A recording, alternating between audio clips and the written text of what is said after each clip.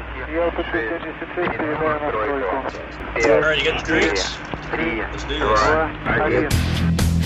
right. Hey, AK heads. We are back with another episode of Talking Lead AK Korner. Season 3, episode 5. Almost to the halfway point for our third season of the Talking Lead AK Korner. If you didn't get a chance, make sure you go to last month's episode where our guest was M13. We had John Holton on, and we talked Kalashnikov. And Brian and I had a really good time with John on that episode. Had some great tips. So for you smithers out there, home builders, or if you're looking for a good AK builder, check out that episode. And as I mentioned, joining me again this episode, my co-host, Brian Keeney with Occam Defense Solutions. Brian, welcome in. Happy as always to be here. It's nice to get a break from regular work and talk guns. Heck yeah, man. I'm glad to see you cleaned up your office there too, man. It's looking spiffy. Well, thank you. We're trying. I don't, one of my guys told me to say that the drop cloth behind my shoulder there is a super secret development project, but really it's where everything had to go when I... That's all the shit you moved out of the way. You just covered it up with... Yeah, I do. That's what's behind this. That's why I've got that up too. So Brian, we're going to have a great episode. We're kind of switching gears a little bit from the AK, where I've mentioned it a few times, where I want to get into talking about some other guns. We're going to talk submachine guns, and specifically the UZI, the Israeli UZI. Yeah, there it is right there. And to help us with this conversation, we brought in an expert. We've brought in Tom. And Tom, I'm going to let you say your last name. Oh, geez, here we go again. I'll jack it up. I don't want it to sound Arabic. Yeah, Alibrando. It's just Alibrando, man. Sicilian, right? Yeah, it's a long Dago name. That's what that is. Right with and Tom's with IWI. Tom, welcome in. One of the sponsors of the Talking Lead AK Korner. Absolutely. Thank you for having me. I appreciate it. This is fun. This is cool, man. Thank you. Yeah, we're going to have a good time. I've been very excited about this, especially the build up to it, the research that I've been doing prior. As you lead heads are listening, I did a post earlier this week. I got to go to Royal Range USA where they had a full auto Uzi, and I got to play around with that a little bit. So that was really fun. Hopefully one day I'll get one of the new modern ones there that the Uzi Pros. We'll have to have you up at the factory for the little. Yes. That thing is pretty slick. It's pretty cool. They really did a pretty good job of updating it to what its potential could be. All the gripes that were out there with the old Uzi, and you understand things change based on technology and need. Oh yeah. So they kind of got it up to speed. And that's kind of what we're going to talk about today too. Is we're going to kind of start off with the history and then work our way up to where you guys have modernized it today, and it's kind of the evolution of the Uzi. The Uzi, yeah, absolutely. The Uzi. Love it. And I think probably a good place to start would be with just kind of the category of submachine gun, and just let's talk about what a submachine gun is. So. Yeah, general definition comes from, it's actually back in the early 1900s, and it was John Thompson really who coined it. It's basically they had belt-fed machines, those like Maxims back then, but this one fired a pistol round, so it was a sub-machine gun. It was a full auto system, shoulder fired, that fired a pistol caliber. Of course, back then all they had was pistol caliber, and then full-size rifle calibers like 30-06 and 8mm and things like that. So having something that did that was kind of a new thing. And obviously World War I, the evolution of that changed everything. When you get into trench warfare, the shotgun suddenly becomes extremely important. Right. And then having these close-in fights, full on, the war started one way and it ended a complete other. Of course, millions of people killed in between, but there's this innovation that's happening at the same time, and they're trying to catch up with the reality of the battlefield. So that's where the submachine gun came in. I don't know if you know this or not, but they actually tried to take a 1903 rifle. The rifle is called a Patterson device, and it loaded on the top, and they're trying to modify the 1903 rifle to fire essentially a pistol round as well, because they were so desperate for something like that. Yeah. They were looking at every avenue possible, and obviously, the Thompson came in, and of course, Which, when you said John Thompson, that's the inventor of the Thompson submachine gun. Mm-hmm. And like you said, he was the one to coin the phrase submachine gun, but the submachine gun, as it, is defined, came before that. It did. It was kind of around just before World War I. Yep.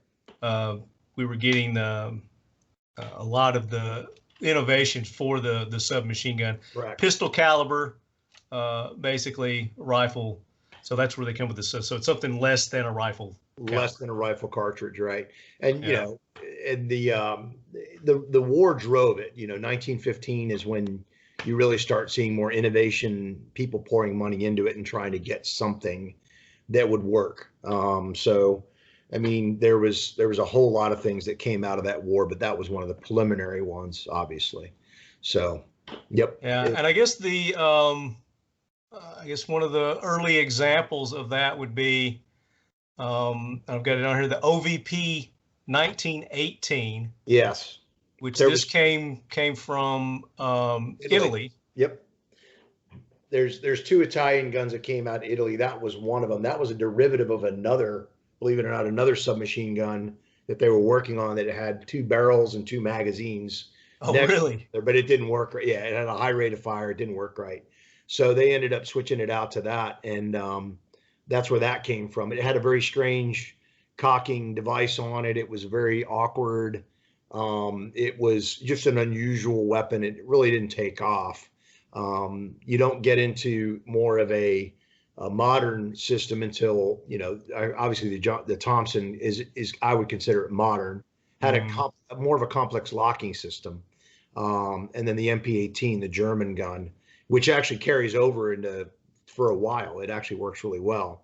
But they're using wood stocks. It's not what you think of as a traditional submachine gun, like the Thompson. Everybody knows that profile, right. But the earlier ones were better built. They were milled instead of the stamp receivers, as we're seeing as they develop and become more and more popular, because they want to make them cheaper and easier to use and produce. But the earlier models, if you look at those things are solid. Yeah, they're solid. They're beautiful guns. The OVP in particular, if you look at it, it did have a stamped metal kind of deal going on with it, and it was a bit awkward.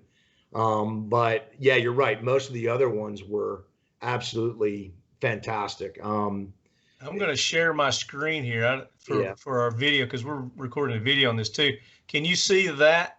Yeah. What I've got there? Yeah, there it is. I'm kind of in. There's the Beretta. That's the Beretta. That one was good. And the MP18 underneath there, that thing was, if you go behind if you blow up the OVP there, here's the OVP magazine where it goes in, it feeds from the top. The cocking handle is actually that tube right behind the magazine.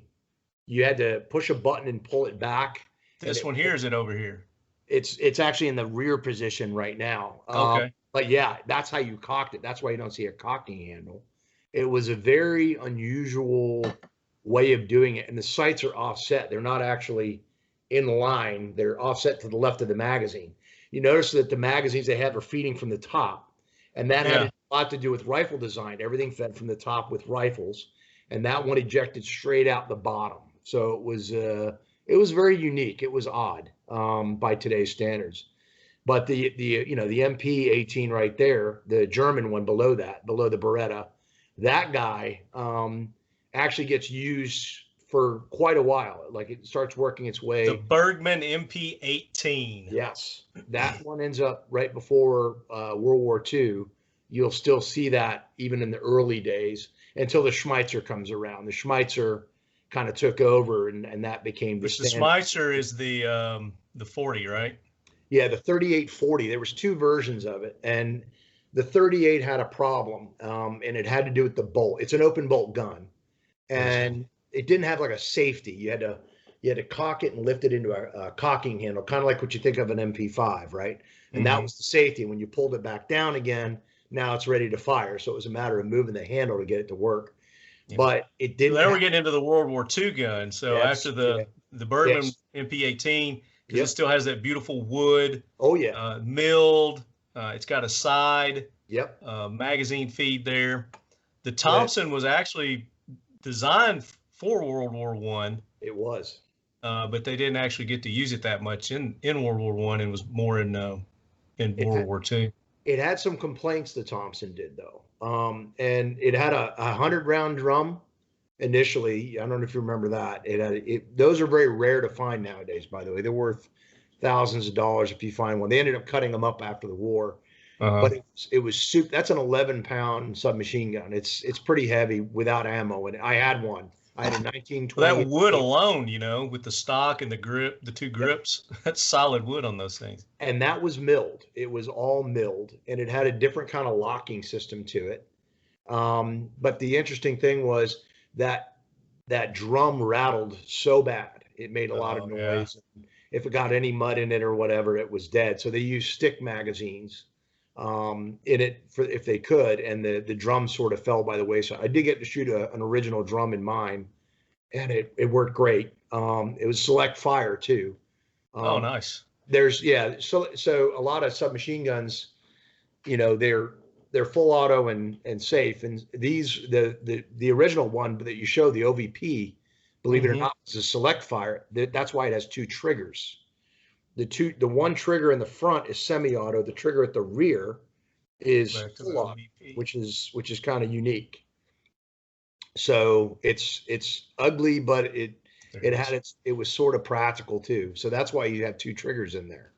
That rear trigger is the full auto, and the whole there you go, the whole assembly. Oh, okay. I didn't even notice it had two triggers, but it's got two triggers, right?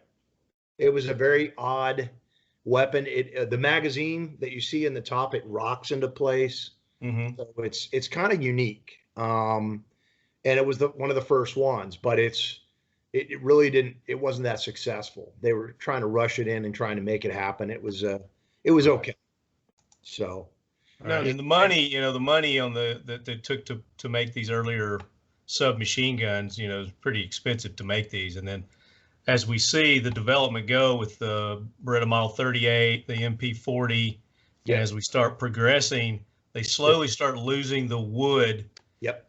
They lose the mill. They go to the stamped or rolled metal. Exactly. And then as we develop to post World War II, then we start getting into more modern age, more of what we're into these days. So and the Uzi, which we let me back up to the Thompson real quick. The Thompson cost $200 to make back then. Back in the day, it was $200. No, that was big money. That was huge. That was. Oh yeah. So how much is a tax stamp nowadays? $200. It's $200. So they established that price because of the Thompson. It's because it cost $200. It was a gangster. You basically had to pay for the gun twice to get it, which was interesting. And that's why it's basically stayed $200 since I think 1934. We had a conversation about this on our regular episode. I had an attorney on the Munitions Law Group, and Derek at Munitions Law Group, and we were talking about how it's unconstitutional, actually illegal, to charge a tax on a right, and the Second Amendment is a right. That's true. That's an interesting way of thinking. So tax stamps are illegal. All right, you go ahead and tell the BATF. Yeah, right. Jack wagons. We deal, at our job, we have to deal with that as well. Obviously, we're manufacturers, so we're constantly dealing with that. But yeah, it's interesting. Cool. Get my Skype back up here. Tom, I'm trying something new. I haven't shared my screen before, so let's. That's cool. There we go. Boom. It works. You're Tom, back. I'm fairly familiar with the AK, but I know very little about machine guns in general. And so for those of us noobs in the gallery here, would you mind going over the difference between open bolt and closed bolt machine guns and moving firing pins and immovable firing pins? And in the case of the Uzi, you were saying, I think before we started taping, that it fires from a closed bolt The new one does. Versions. Yeah. Right. Yeah. That's where I'm going is I thought, yeah. So if you could go through kind of. Let's do this because I've got a whole outline for this and that's going to come into play. So we got introduced now to the modern day. We're in the 50s with the UZI. Right. I actually wanted to touch on the Czechoslovakian firearm that it was modeled after. So if you could kind of go over that and let's get into the UZI, and then we'll get into, let's do the history, and then we'll get into the parts and all that. Well, they'll say that it's kind of like Kalashnikov saying that he didn't take any, what do you call it? I don't know, inspiration from the MP30, the Sturmgewehr, right? Sturmgewehr, yeah. Yeah, the Sturmgewehr. So there was the Czech gun did have some influence on it, but in full disclosure, from being over there, they were explaining that they were actually working on this in 1948. It wasn't something that just came about miraculously in 1950. It was something that they had been developing, going through the grip with the magazine or through the pistol grip to make it shorter and to make it simpler. So they'll say it really didn't come from that, but you can see that there's absolute inspiration that came from the Czech gun. Let me bring that back up. Yeah, and the Czech gun, you'll see it's there. It is. Yeah, very, very similar. The Israeli gun, the one thing they didn't do is they didn't go with the wire stock at all, or the bar there. They actually had a wood stock on it. It was the UZI A, and they had 4 different versions of that wood stock that went on the back of it. So, they didn't use that. It was a more comfortable stock, but it gave you a lot of, there you go. And that's one of the later ones. You can tell by the angled butt plate on the back. That one you could actually hit a button and pull it off. Whereas sweet. Yeah, the earlier one stayed on. Now, when I was in Israel in '87, I still saw a couple of Muldoons down by the Dead Sea, IDF, with the wood stocked Uzi in '87. I remember seeing that and going, "Wow, you don't see that one every day." Normally, it's. I really like the ones with the wood stocks. I think they're beautiful. They're beautiful, but it added weight, and obviously, the reason they did the removing thing is. But it helped with accuracy. Store it. It helped with accuracy. It was comfortable. But it was a way that you could store it easier when you pulled it off and stuck it in the bag or whatever. Sure. But they wanted something they could easily fold. And I'll tell you right now, I've shot the one that kind of ladders its way out, and that's not quite as comfortable. It's convenient, and it's a stamped metal butt plate, so it has a tendency to slide on you. You really got to kind of bury it in when you're shooting full auto. But once you get used to it, I'll tell you right now, it's an incredible weapon to shoot. Yeah. I think you've had some experience with it, and it's wonderful. It's a good weapon. Yeah, absolutely. I really enjoyed it. So let's talk about, I guess, Uziel. Is that how you say it? Uziel? Uziel Gall. Mm-hmm. Gall. So in the late 40s, and I don't guess he's as revered as Mikhail Kalashnikov was for the AK-47 in designing the Uzi. Is he there? He is there, and he didn't want the weapon even named after him at all. He was actually kind of this more I guess humble guy. They decided to call it the Uzi. He did not want anything to do with it, really. He just wanted to invent it, made it, and like I said, it came out in 1950. Now, they were a free state in 1948, but they'd been working on this, trying to get it to where it is essentially now. And it's one of those things that they do revere him to a degree. I can tell you that right now. So there's no other real weapons. The Galil, I guess, is named after Galili. There's also a mountain in Israel called Galil, the Galil Mountain. They usually name their weapons after places, not people. Not people. Yeah. So is that kind of why he was reluctant? Because from what I've read, he didn't want it named after him. No, he did not. No, he didn't. It's just that was not his intent. So, but he built a great weapon, and you got to understand back then, you got to take it in context. For, you had World War II, machine guns, submachine guns, things like that. That you look at the Thompson that they had in World War II, the sights weren't even adjustable; they were just kind of welded on by the end of the war. Yeah, you had the M3 grease gun. So there really hadn't been anything quite like this. It was, I mean, the Czech gun was there, but this kind of refined that a little bit. The sights were definitely usable. It was accurate. It was reliable. Well, that's something that degraded over the evolution of the submachine gun as well, were the sights, because you had, the sights were more adjustable on some of the earlier models, and then as you get as we progress, and they're trying to cheapen them and make them easier to produce, cheaper to produce. The sights are some of the things that suffered as well. But the Uzis are, like you said, they're a lot better than the they work Thompson submachine gun. They work well. They have a flip sight. One's for long distance. It's kind of like the old M16 sight. You have a kind of a near sight like for 100 and in, and then you have a flip sight that gave you distance, and you could engage targets out at distance. Now, I've only taken it out to maybe 100 yards. I haven't really gone anything beyond that. But you can absolutely hit with it at distance with the 10-inch barrel for sure. It did a pretty good job. So a great website for you lead heads to go as we're talking about this. If you want to go to imfdb.org, I think it's the Internet Movie Firearms Database. They've got really good pictures of all the different models and whatnot there. Yep, there's the different older stock on there. That suppressor, they had one. It replaced the barrel nut, and what you did was you pulled the barrel nut off, and then you attached the suppressor on. Was the barrel nut, and it's on. That one was more of a flush fit. That's not. I think that's a different version. That one is. I'm talking about, but they got pretty creative with it. It's got a psionic suppressor on it. It says. Yeah, that's not the one that they had in Israel. Yeah, it's a little different from that one. So let's talk about how the Uzi operates, and that'll get into Brian's question that he was getting to earlier there. Absolutely. So the original Uzi, back in the day, there was the easiest way to make a submachine gun was an open bolt system. It was just a more efficient, cheaper way to produce a gun. The Sterling, the Sten, the Schmeitzer, the Thompson, all of them fired from an open bolt. What that meant was when you loaded the magazine, you cocked the bolt to the rear.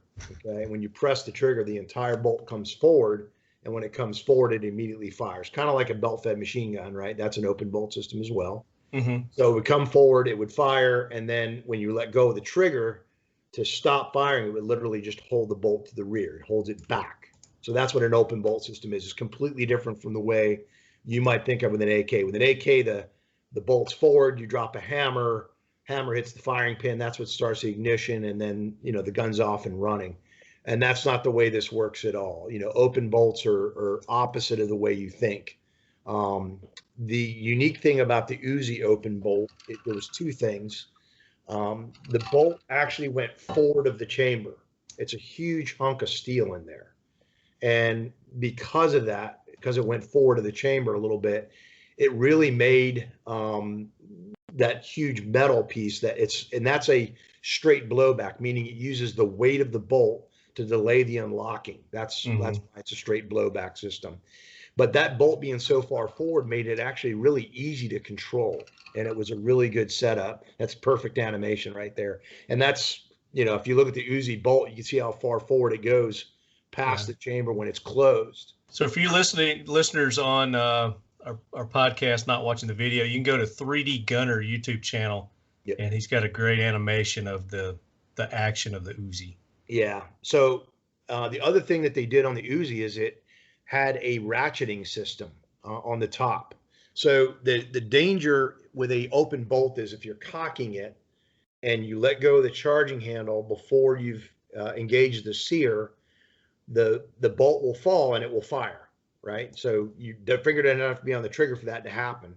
The Uzi has a ratchet in it, meaning you pull it back. If you let go of the bolt too soon, it will catch the bolt. It won't let it go forward. So you have to get it all the way back to the sear point, and then it'll allow you to fire the weapon. So they knew they had, a conscript military, and they're trying to, engage, put these safeties in the gun to make it easier for these guys to use it. Because let's face it, if you're not familiar with it, weapons in general, an open bolt is kind of a tougher thing to get into. And that's another same reason. philosophy behind the AK. Make it as easy as possible for the conscript make soldiers. It as easy as possible. Yes. Yeah. Correct. Not operation wise, but yeah. Correct. Philosophy of use wise.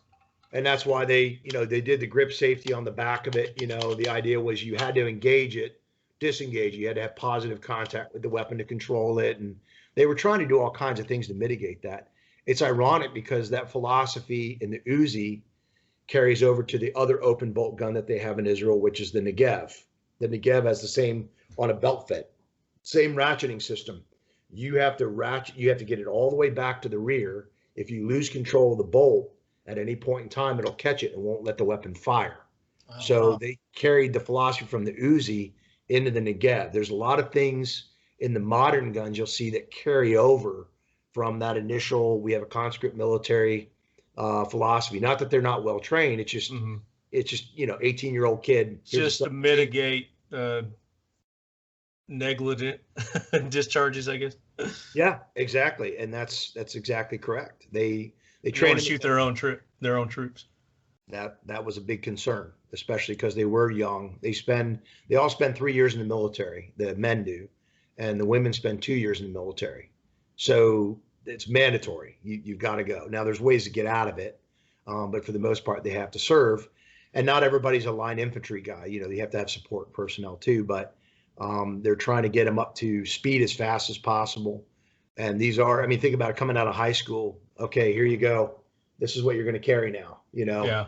You want to make sure, and they carry it all over the place all the time. Make sure that they don't have an accident with it. So now you guys have evolved the Uzi in your newer versions to where it's not the hold open bolt. You've got the closed bolt on. Yeah, they changed it. Some of your newer versions of that, and we'll talk about that coming up. But let's talk about the standard Uzi, the parts. So we talked about the grip safety. We talked about the bolt. Talk about the sights a little bit more, and then the charging handle that you have is the top charging handle. Correct. Yeah, so they had two versions of the top charging handle, and I don't know if you could pull it up on your other one, but the Uzi A that had the wood stock on it, it looked like a button on the top. It was super, super small. The one that you see in the movies all the time, I'm trying to see if I could see one there. That's kind of small for me. No, I'm not seeing it on there. There's a bunch of variations there, but not the one with the button. So it was super more down here. Yeah, it was super small. It wasn't very pronounced. The ones that you're seeing here are very pronounced, and there's a slot cut in the middle of the charging handle where you can still see the front sight. So that's why that slot's there. So you can charge the gun, but you can see through the charging handle at the front sight and then shoot. The original one of the complaints was that it was very difficult to actuate the charging handle. So they had to fix that. And then obviously later on, by the time, Entebbe's coming about, they got rid of most of the wood stocks and they went to the the stock that folded out. One of the key changes that they did. So I was trying to find an example of that. I can't find it. Yeah, no, they're out there. I've seen pictures of it. We have one. I'll take you to the factory in Israel. But if you go to the factory in Israel, they have, this Sten gun up there. Let's go. I'm ready. They have, yeah, man. I'm up for. Well, not right now. You probably can't fly into Ben Gurion currently. Oh, but yeah, they're in a little turmoil right now. There's a thing going on. Yeah, it's kicking off. We got a lot of friends over there too, so we hope they're okay. Hummus. So if you go in the one of the showrooms there, they have the old Uzi and it's got the old charging handle on it. That was kind of hard to get to. So they went to the more pronounced one that you're seeing on almost every Uzi you see now, Uzi B version. So it evolved even when it was being made. The Uzi it was made under license too. Israel wasn't the only one to make it. There were countries that copied it illegally. China and Croatia. One of those. Croatia also. Yeah, Croatia did too. Oh, that's FN bought it on or built it on license. The Germans before the MP5, they got into, was it Project 64?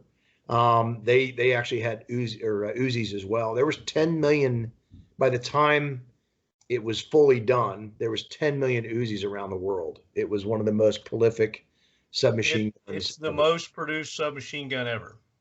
Yes. From what I've read, I don't think there's one that's Nope. compared to it yet. No, I agree. I think that's correct. So that should bring us to, well, let's talk about the magazine also. We haven't talked about the magazine. So, Sure. You know, Uzi at the time, you know, the grip fed magazines. So this is design allowed them to do that. Yeah, this is a modern Uzi magazine because it's got an extra cutout in it, and we'll talk about that later. But this will fit in the old Uzi, and it had a stop on the bottom of it, and there's a little slot cut in the bottom. And this is it's a philosophy thing, so it's a European design.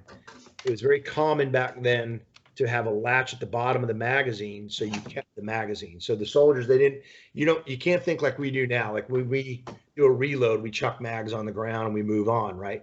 Right. For a military dude, this is an asset. They reload this. You know, they get ammunition, they don't get magazines. So the old magazine had a latch on the bottom that you push the button, you ripped it and you kept it. And this one will still do that. It'll feed into the old Uzi right now. And they had a 32 round magazine, which was pretty long. This is a 25 rounder, which is a bit more practical.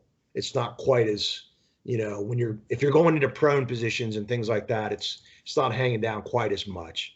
Obviously you lose a little bit of ammo. And the newer version, how you know you have a new Uzi mag is we got to have an extra cut. That's all it is. It's the same design really. But there's What's the extra cut for? So the newer Uzi doesn't use the bottom latch anymore. That went away. That was another complaint because now they drop magazines. So there's a magazine release button like what you would see on a pistol. Yeah, right here where my thumb is. I can just drop it like a regular mag, right? So, you know, if I'm doing a reload, essentially, I can run this like a regular pistol if I need to. You just hit the button, drop it, load, and then charge, and then you're good to go. You're done. Because the original one, the mag release is at the bottom of the grip. Rip it out, rip a new one in, reach over the top, and charge it. That's how you reload it. That's exactly right. The top charge was kind of interesting too, because if you look at the old Galil, like the 1980s Galil, what did you see? You had an upturned charging handle. And that was inspired by the Uzi, because how you reload. Oh, really? Okay. Yeah. That was one of the reasons. Think about it. If you had an AK, you have to either roll the gun up, roll the gun right, or pull your shooting hand off to charge it. Well, they'd already established this, you know, technique of reaching over the top and racking the action, right? So the idea was if you had a Galil and you reloaded, you would do the same thing. You rock the mag in, you reach up over the top, something that they knew how to do with an Uzi, and you would rack it with your hand and load the weapon. So it kind of carried over on the old Galil, not the new one. Yeah. So here's a picture, if you're watching the video, of the mag release he's talking about. It's at the bottom of the grip, and then the stop that was on the magazine. It was two little, I don't know what you call them, stops, I guess. Yeah. It's nipples. Nipples. Nipples. I don't know. Sure. No, it's just a ledge. That's all it is. Magazine ledge. Stop. There you go. A ledge. I like that. That's a little more professional sounding. But I'm trying to be, but I don't have to be. Whatever. So that brings us to, Brian, have you been keeping up on our little flow chart there? I was having an ADD moment looking at parts kits on Gunbroker, and I'm here to tell you I'm building me an Uzi. Oh, yeah? Well, that's going to be one of our questions. I think we've got several questions on it. Sorry, so we'll talk about that. That's good, though. That's a build up to what's to come. I'll get away from squirrel chasing and hop back on the... Did we answer your original question? Kinda, sorta. I think, you know, it looks to me as if some open bolt machine guns out there, the firing pin is actually a feature of the bolt face. Is that correct? That's true. So on the animation that we saw there of the Uzi, the extractor becomes engaged well before the round is in battery. And so it would strike me that the firing pin is unlikely to be protruding, and that it somehow gets activated through sort of an interlocking system. And I was wondering if you wouldn't mind talking about that very briefly. I know that's a fixed pin. It's a fixed pin. It's, believe it or not, it's just enough where once it gets in, it taps it and it fires it. Okay, cool. Yeah, it's not much. It's just enough to get it going. Neat. And in terms of, the equivalent of a light primer strike, about, how many fail to combust events have you had in your time running with a system like that? No, you really don't. The only thing I've ever had is sometimes a feeding issue, and that has to do sometimes with old magazines or magazine springs not keeping up. Well, but sure. Be honest with you, the thing, if you look at the mass of that bolt and the spring that's pushing it, it's known for its reliability because of that. Yeah, sure. Just because of the mass of it. Now, that's not to say, here's the bad thing about open bolt systems. There's one huge disadvantage to it, especially if you're in the desert, is for the weapon to operate, obviously the bolt's open, so that allows dirt to get in the gun. Now, they would not typically just carry it with it locked to the rear. It would be safety off, bolt forward on an empty chamber. And when they had an issue, they'd rack it and then start shooting.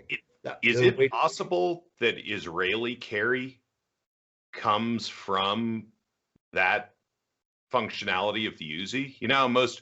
As I understand it, the Israeli manual of arms on, say, a Glock would be to not carry one in the pipe and to rack the gun at sign of threat. So that had to do more with the pistols they were issued back then. It was the Browning high power, which is really designed to be carried, British rule, right? So they had a lot of Browning high powers, and that was a weapon that was designed to be carried cocked and locked, and they were not comfortable with that. Especially, not everybody got a pistol, so officers would have them maybe, or guy on a machine gun or a belt fed of some kind, he might get a pistol, and they didn't have a lot of training in it. So it was another one of those things that, leave the hammer down, leave the chamber empty. When you bring it up, you're going to rack it and then shoot. And that was the idea behind that. And it carried over for, like, they have Glocks now, which is designed to be carried with a round in the chamber. Mm-hmm. And there are units doing that now, just so you know. It's not every unit does that. The line units might do that, but not, Sarah Metcalf, they're going to carry around in the chamber. Those guys, UMAM, which is like their HRT, they kind of shoot the way we do now, and they run around in the chamber. They're not all like that. A lot of the Israeli guys that I know that were SF, that carried concealed or whatever, there was around in the chamber. They didn't do the racking thing as they came out, like what you're thinking of. Got it. Naively, there's a, I think it's on Netflix. There's an Israeli show called Fauda. I know it. It's legit. And it's about a, tier 1 counter-terror unit for those that haven't seen it. And there are several scenes where the main protagonist is practicing. Yep. The amount of times he racks the slide is just insane. And it's wonderful to know that is Hollywood theatrics and not what's actually going on there now, because I just grit my teeth every time I see those scenes. It's like, good Lord, you're wearing out your slide, Is that a subtitle TV show? I'm assuming. It is. Some of it, yeah. And it's really great. Like FA, I've seen it, but I've never watched it because it looked like it was going to be subtitles, and I hate subtitles. But I did watch one last night that was subtitles, and it was pretty good too. Yeah, you do have to read your way through a lot of it. However, it's really cool to see an Israeli take on Israel, and they give a fairly compelling case to the Palestinian terrorists. They give the devil his due. And that's so uncommon to see in general, especially, and I wouldn't have expected it with Israel, because the propaganda against Israel is so strong that I wouldn't have expected that. And so it's just a really surprising series in a number of ways. And the action is pretty legit. Like it's Are fairly. they using Uzis in that? Yeah, they use the Uzi Pro in a couple of them, Okay. and they use the Tavor, the Dan rifle, which is our precision rifle, 338 Lapua. They have that in there, but they use the Glock. They use the hell out of the Glock, really. Mhm. So, but the interesting thing about all those actors in that show is they're all Israeli. Mhm. They're yeah. So the ironic thing, this is going to be interesting. So the most of them have been in the military then, I would say. Oh, the all of them majority of those. yeah, all of them have been, but Unless they did that one thing that they can do to not serve. to opt out. Yeah, there are certain. I guess it's very hard to do, but there's ways to opt out, but it's very rare. The most Israelis, if you're like most of the guys I work with, I say, okay, you're Jewish and what? Because most Israelis aren't pure Jew per se, right? Like the guy I work with, he's Polish and Jewish. One of the other guys I work with, who is basically my job in Israel, you know, he was Egyptian Jewish.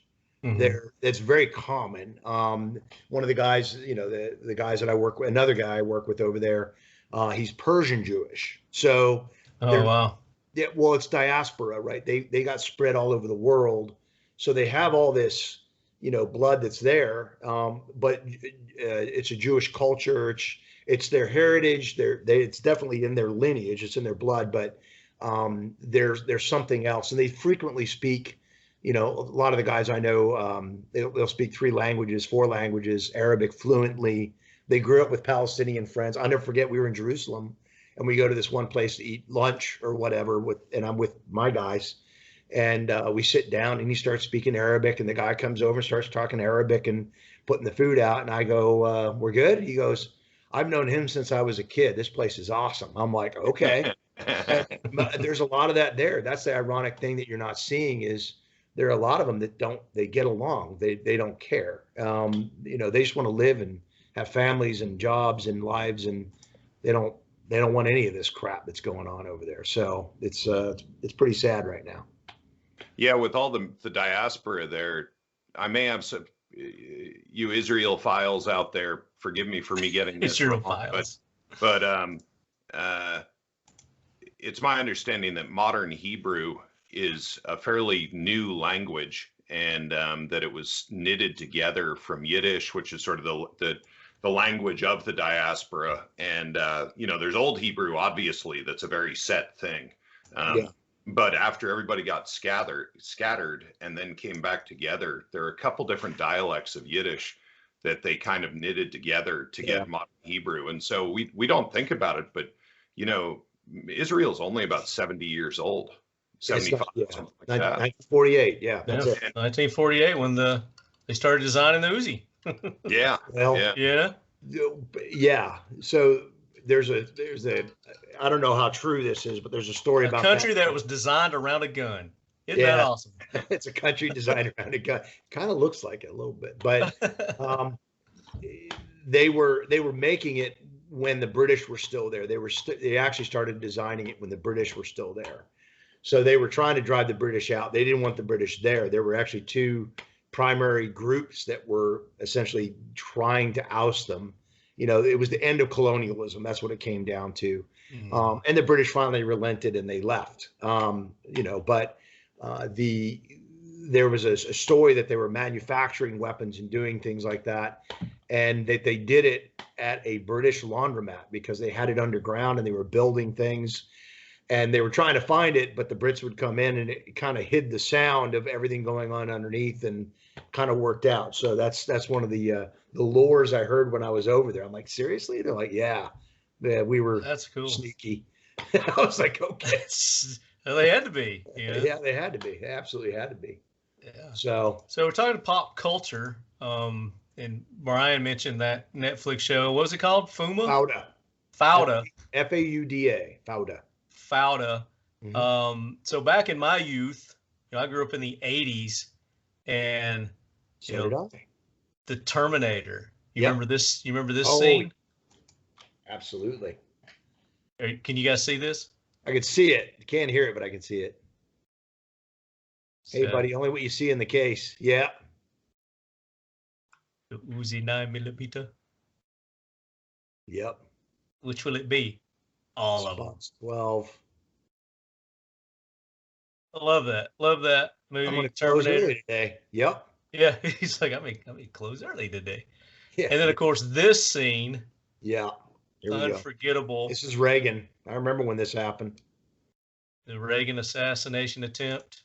Yeah, John Hinckley. John Hinckley Jr. Shots firing out. They tackle him here. And then watch over here to this side. Yep. You got Brady's down. Brady's down. There he is, right there. The old Uzi. Yep. Popped it out of his briefcase. He's going to come back over here. There he is. He's deploying the stock right now. He's trying to. You got to pop. Just hit it, dude. Hit it. Yeah, you got to smack it. That's the only way to smack it. There you go. He got it out. Yep. Secret Service had that gun for a long time. Had up until the 90s. I think so. I think that's right. That's correct. Yeah, until the 90s, where they replaced it with the I think the MP7. I don't think it was the 7. I know they had the MP5 for a while, the K and the PDW, but yeah. I thought the MP7 came a little bit later because the MP7 was they were. I know they have it now, but I can't remember when they brought that in. But yeah, there's the old. I remember seeing that scene, and I'm like, holy cow, an old school Uzi. Yeah, I mean that's famous. Got the dude with the Uzi. That's kind of one of the things that put it on the map here in America was that that incident there. But it's been in movies, TV shows, video games. You know, Call of Duty. If you're a Call of Duty player, you know they've got the Uzis and the different variants. Yep. Call of Duty, Rainbow Six. But there's bad guys and good guys alike use it. From Entebbe to the PLO in the 70s, they used it. So if you go on that IMFDB, you can go through and it tells you all. I mean, just scan it through. These are all the movies, TV shows. Movies. Yeah, this is movies that it's in. Congo. It tells you the movie, the actor that was using it. Patriot Games, that was a good one. That's Jack Ryan. Yep. Jack Ryan. Sean Bean had one too. Yep. Wow. No, it's pretty cool, but eventually it had to change though. It couldn't stay the way it was.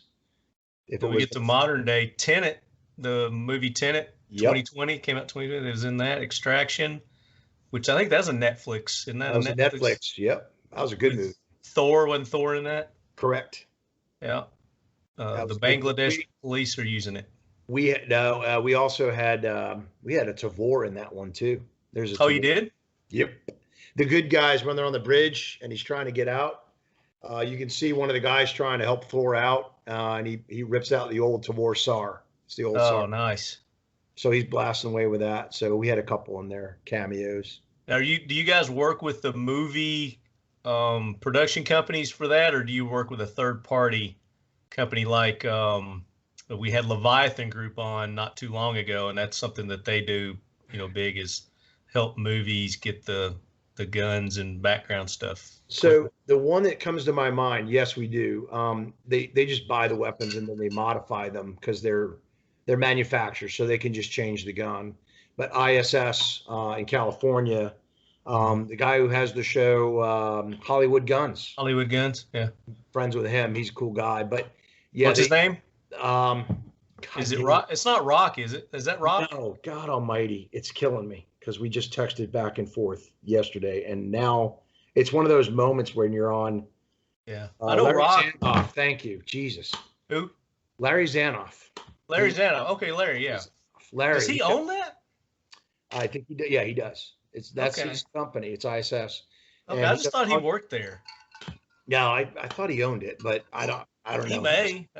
I remember that show. I love that show, and Larry was always kind of the genius, silent genius, kind of thing. Super nice guy, extremely well versed in a lot of different things. But they're doing. That IDF course that I told you that I took? Say again. Remember the we talked off air about the IDF course that I took. The The training course. Larry was my roommate when I did that. Larry's out. No kidding. Yeah. It's Yeah. a small world. Yeah. So, next time I call him. Larry and I trained together. Yeah. That's funny. He's a good guy. I really like him. Yeah, he was great. Yeah. Once he warmed up to, he's kind of one of those that's got to, he's got to fill you out before he starts opening up, kind of deal. Yeah. But once he opened up, though, he was cool. No, he hit me. I don't know. We hit it off pretty well. We've been talking. I met him through IWI at SHOT Show like 4 years ago or 5 years ago or something like that. And we just stayed in contact. He's always been like, hey, I need parts for a Tavor or something like that. I'm like, yeah, we'll figure it out. We'll get it out to you. Yeah. But he's a sharp guy. He's a good guy. But he's got season 5 filming now. Oh, they do? Good. You'll see that show again. He's back. I was hoping so, because when we did the course, they were doing the show, and I didn't know, because I wasn't watching it then, so I didn't know him. I didn't know that he was on that show. Yeah. I didn't know he was somebody. He doesn't act like it. He's very unassuming. And, yeah. Just like That's a what I like regular Joe. Yeah, he's a good dude. Good old Larry. But yeah, the Uzi, very iconic in pop culture. Songs. There's rappers that call themselves Uzi. So Benjamin Netanyahu and his brother, when they were in Entebbe, were using them. I know that for a fact. That was one of the weapons that they used there for the Entebbe raid. Okay. Yeah. Reckon they're using them right now? No, the Uzi's pretty much, that version of the Uzi is done. The Uzi Pro is being used currently in very limited quantities. They don't use it a lot. But matter of fact, they don't even have the machinery to make the old Uzi. Oh, really? No, they don't. We imported, I could talk about this now, I guess, but we imported the last 31 old Uzis for a specific contract ever about 3 years ago. Got to touch it. I should have shot it. I didn't. We didn't test fire it. They were test fired in Israel and sent them on to the client. But they were the last 31 ever imported into the country. They had to refurbish them, go in, get parts, and we let the client know, just so you know, these are not new, but they will be like new by the time you get them. And they were. They looked 6 magazines and the packaging just like, factory fresh. I was like, oh my God, 31 of them. This is beautiful. Did you guys do the work on that, or did you subcontract that out? They did it. Israel did it. The whole thing. Did it for us. And they're like, we'll never do this again. Never say never. Come on, guys. Never say never. The client needed them. We helped them out. And well, let's talk about the modern day. What you guys are doing with the Uzi now at IWI. So you've made a lot of changes to it. A lot of changes, and it had to do with feedback. So again, back then you didn't worry about optics. They didn't have that kind of thing. The top charging handle went away, and on the Uzi Pro, it went to the side, like what you're seeing here. So you get rid of the magazine here, but yeah, it's now on the side. It's a side charging system. It does reciprocate when you shoot, though, when you fire it, but fortunately it's not near your hand, so you're not really worried about it. It's not an issue. Kind of like an AK, right? You shoot an AK, nobody complains about the charging handle moving. It's out of the way. It's in the right spot. Because they moved it to the side, they were able to put a pick rail on top, and now you can mount optics on top. Now, optics of your choice. Optics of your choice. Height of your choice. Now, it still disassembles in a very similar way to the old Uzi. You push a button and the top cover comes off. Come a little more center with that. Oh, sorry. How's that? No, that's fine. Okay. Yep. So the top cover kind of rotates off, and there's a lever at the back, and that's what takes it apart. And the old Uzi was the same way. That really never changed. If you're going to look at this, where the inspiration from this size came from, it's the micro Uzi. There was the mini Uzi in 1980. Then there was the micro Uzi. It came out in 1983. The cyclic rate on that thing was like 1,200 rounds, 1,300 rounds. It was ridiculous. It was quick. And we didn't talk about that real quick. So the original one was around 600 correct rounds per minute. Very manageable, easy going, easy to shoot. Right. So now, as it progressed and it's getting smaller. It gets smaller, it gets faster. It gets faster. It gets a lot faster. The mini was like 900 to 1,000. I shot one of those. I remember blasting away with that thing. and you couldn't really get twos. It was you touch the trigger, you get threes, Yeah. fours out of it. They went further on it on that version. They had two vents cut in the barrel to act as a compensator, and it's ironic because they were cut high and right. Because where does the gun climb? It climbs high and right. If you learn to shoot a submachine gun, and I know you're pretty well versed, you've probably been to some schools.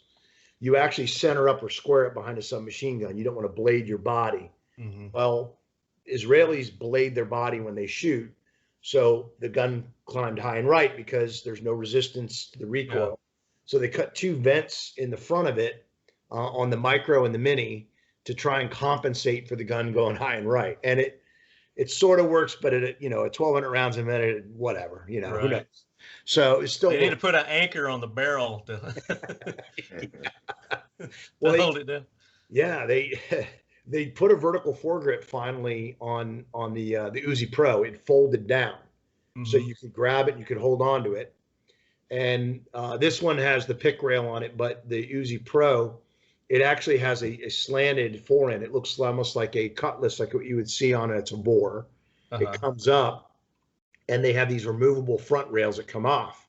And they actually made a round rail and a suppressor that went inside the round rail, and it gave you space for mounting things, so you could attach things to it. Right. And that one is slick as hell. It's actually pretty cool because it looks almost like an SD or internally suppressed, but it's not, obviously. But it does a pretty good job. Because they were able to get rid of the top, you obviously have the optics. They still left the sights on it. Now, I'll be honest with you, the sights on this are when you have a brace, your face is so close to the rear sight. I'll be honest with you, it's pretty blurry. It's very difficult to use. And to be honest, also, I mean, if you're using one of these, you're not really going for accuracy. It's close quarter, you're right there, and it's just like you're pointing a finger kind of deal, Almost. I would tell you right now that I can hit 150 yards with this thing.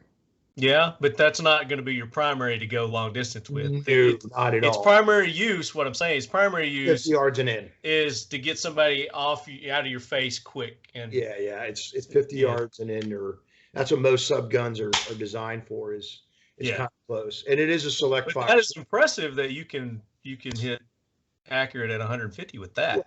With a dot. How long's that barrel? Oh, it's like 4 inches. Hang on, pull it out. Make that. There you go. That's it. That's it. That's the barrel. That's the barrel. That's it. Now the new ones that we're bringing in, just the civilian version, just for your edification, are threaded. Okay. There's no threading on this one. The one I was alluding to before, on the old Uzi, the Israeli suppressor, I think it was B&T made it for them. They have a relationship with B&T. It replaced the nut, the barrel nut that screws on, that holds it all together. It actually replaced the nut, and the suppressor just went right on the barrel, and boom, you got a can. And it was a way to attach it securely, and you were good to go. So it was a very simple way to do it. So the original Uzi was 10-inch. It had a 10-inch barrel, and then you went down to the mini, and the mini has, what was it, like 7-inch? 7 inches or something like that, yeah. 7-inch, and then you get down to the micro. Yes. Is that considered a micro, the one you have there? Yeah, that's what this body, if you want to look at the length of it and the design of it and the feel of it, it's a micro is what this is based on, this super small guy. It's very little. There you go. Hold it up a little bit. Down just a little. Just hold it down. There you go. Right there. Perfect. I'm just gonna move it around. Gun porn, man. We got to have the whole thing. I want to see the bottom and everything. Holding out, freaking, the baby or something like that. Yeah, it's this is more like the micro Uzi. They actually on the micro on they call it the Uzi Pro. It actually has a real legit stock with the comb height riser, and that was one of the complaints of the mini and the micro is this. And if you ever shot it, it was not fun. Like if your face hit that while you were shooting. Oh yeah, I can imagine. It smarted a little bit, yeah. It's some scrapes. And it slid, so it has a comb height riser and a legit stock, and you can still, you just pop it. The hinge is just like this one, and you can fold it and you can shoot it from the folded position. So if you had to. Not this one. The stock you can. This one. Can you the brace. mag dump that with one hand? No. One-handed? Full auto? No, I wouldn't do that. You're gonna. No. It's gonna climb a little bit. I don't want to have that incident like what happened in Arizona where the kid killed the instructor. Yeah, that was horrible. Yeah. That was an Uzi. That was a mini Uzi, I think. Oh, it was. Okay. It was an Uzi, and that was a mistake that was his fault.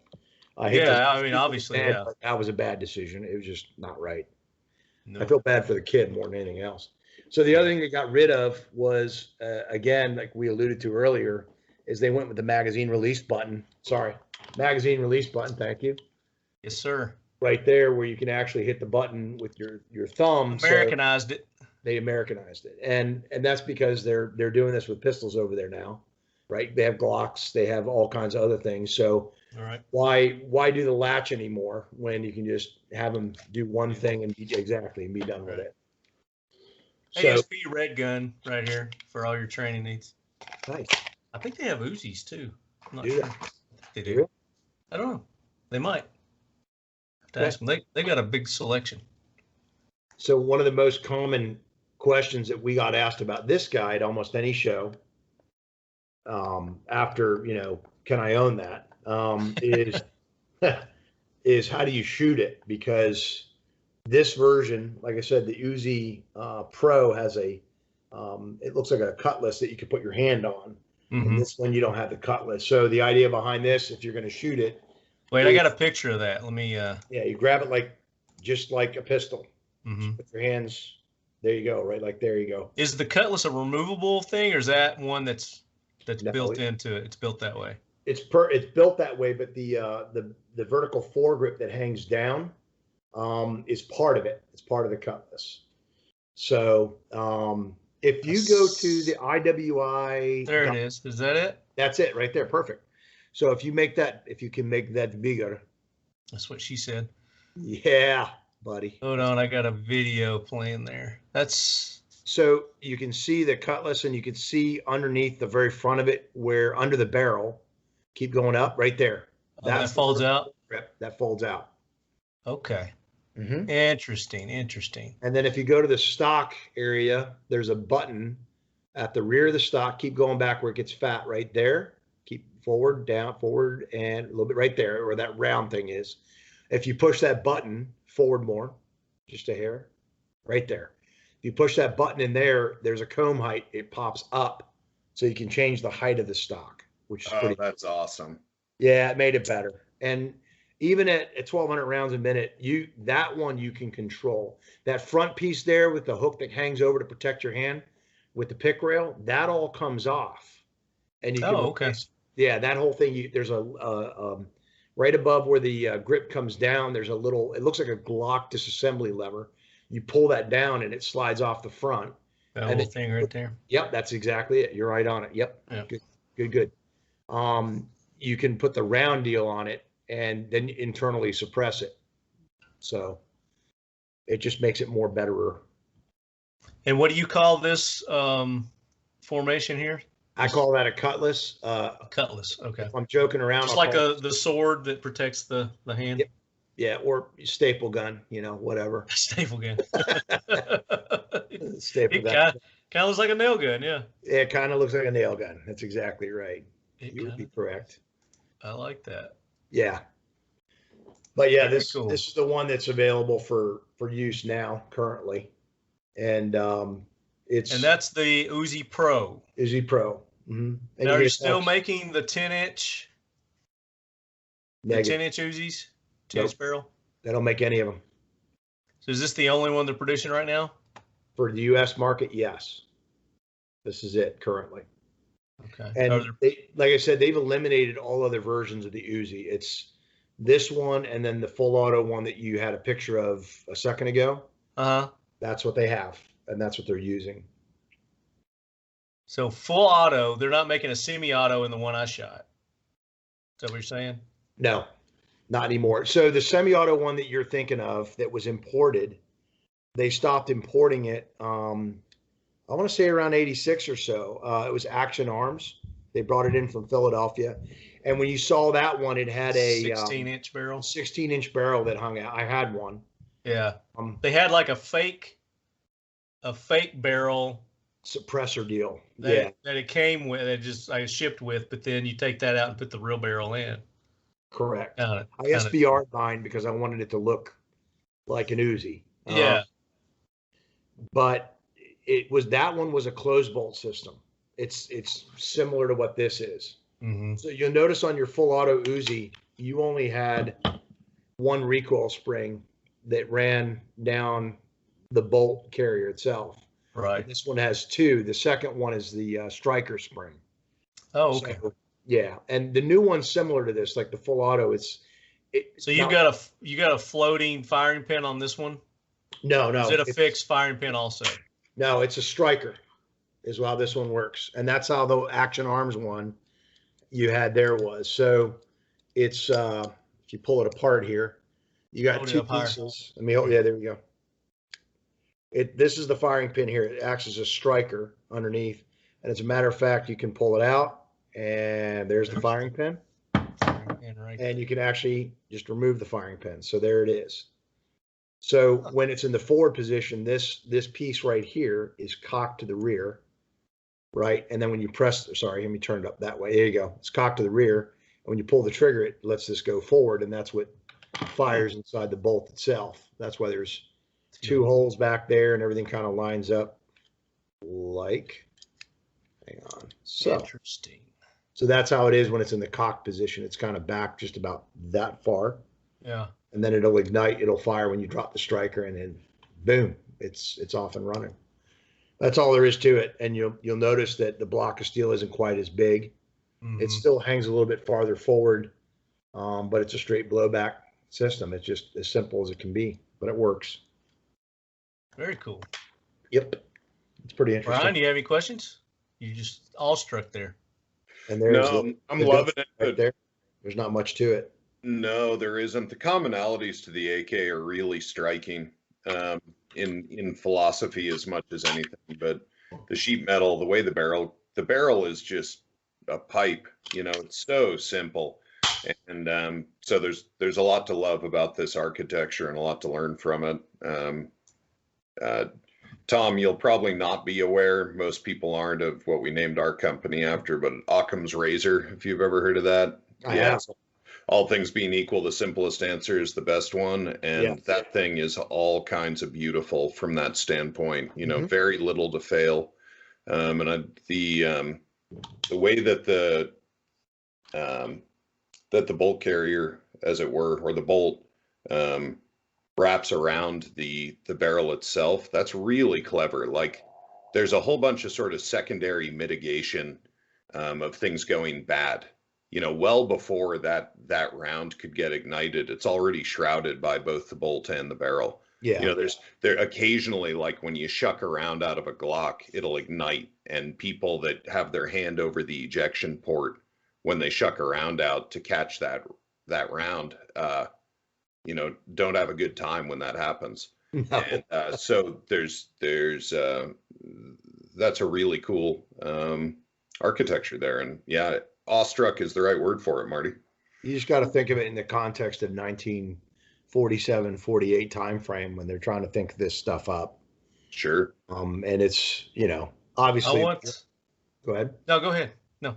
Yeah, then obviously things moved on, and it's funny because the MP5 is arguably one of the, it's a more complex version of a submachine gun, but it was one of the better ones.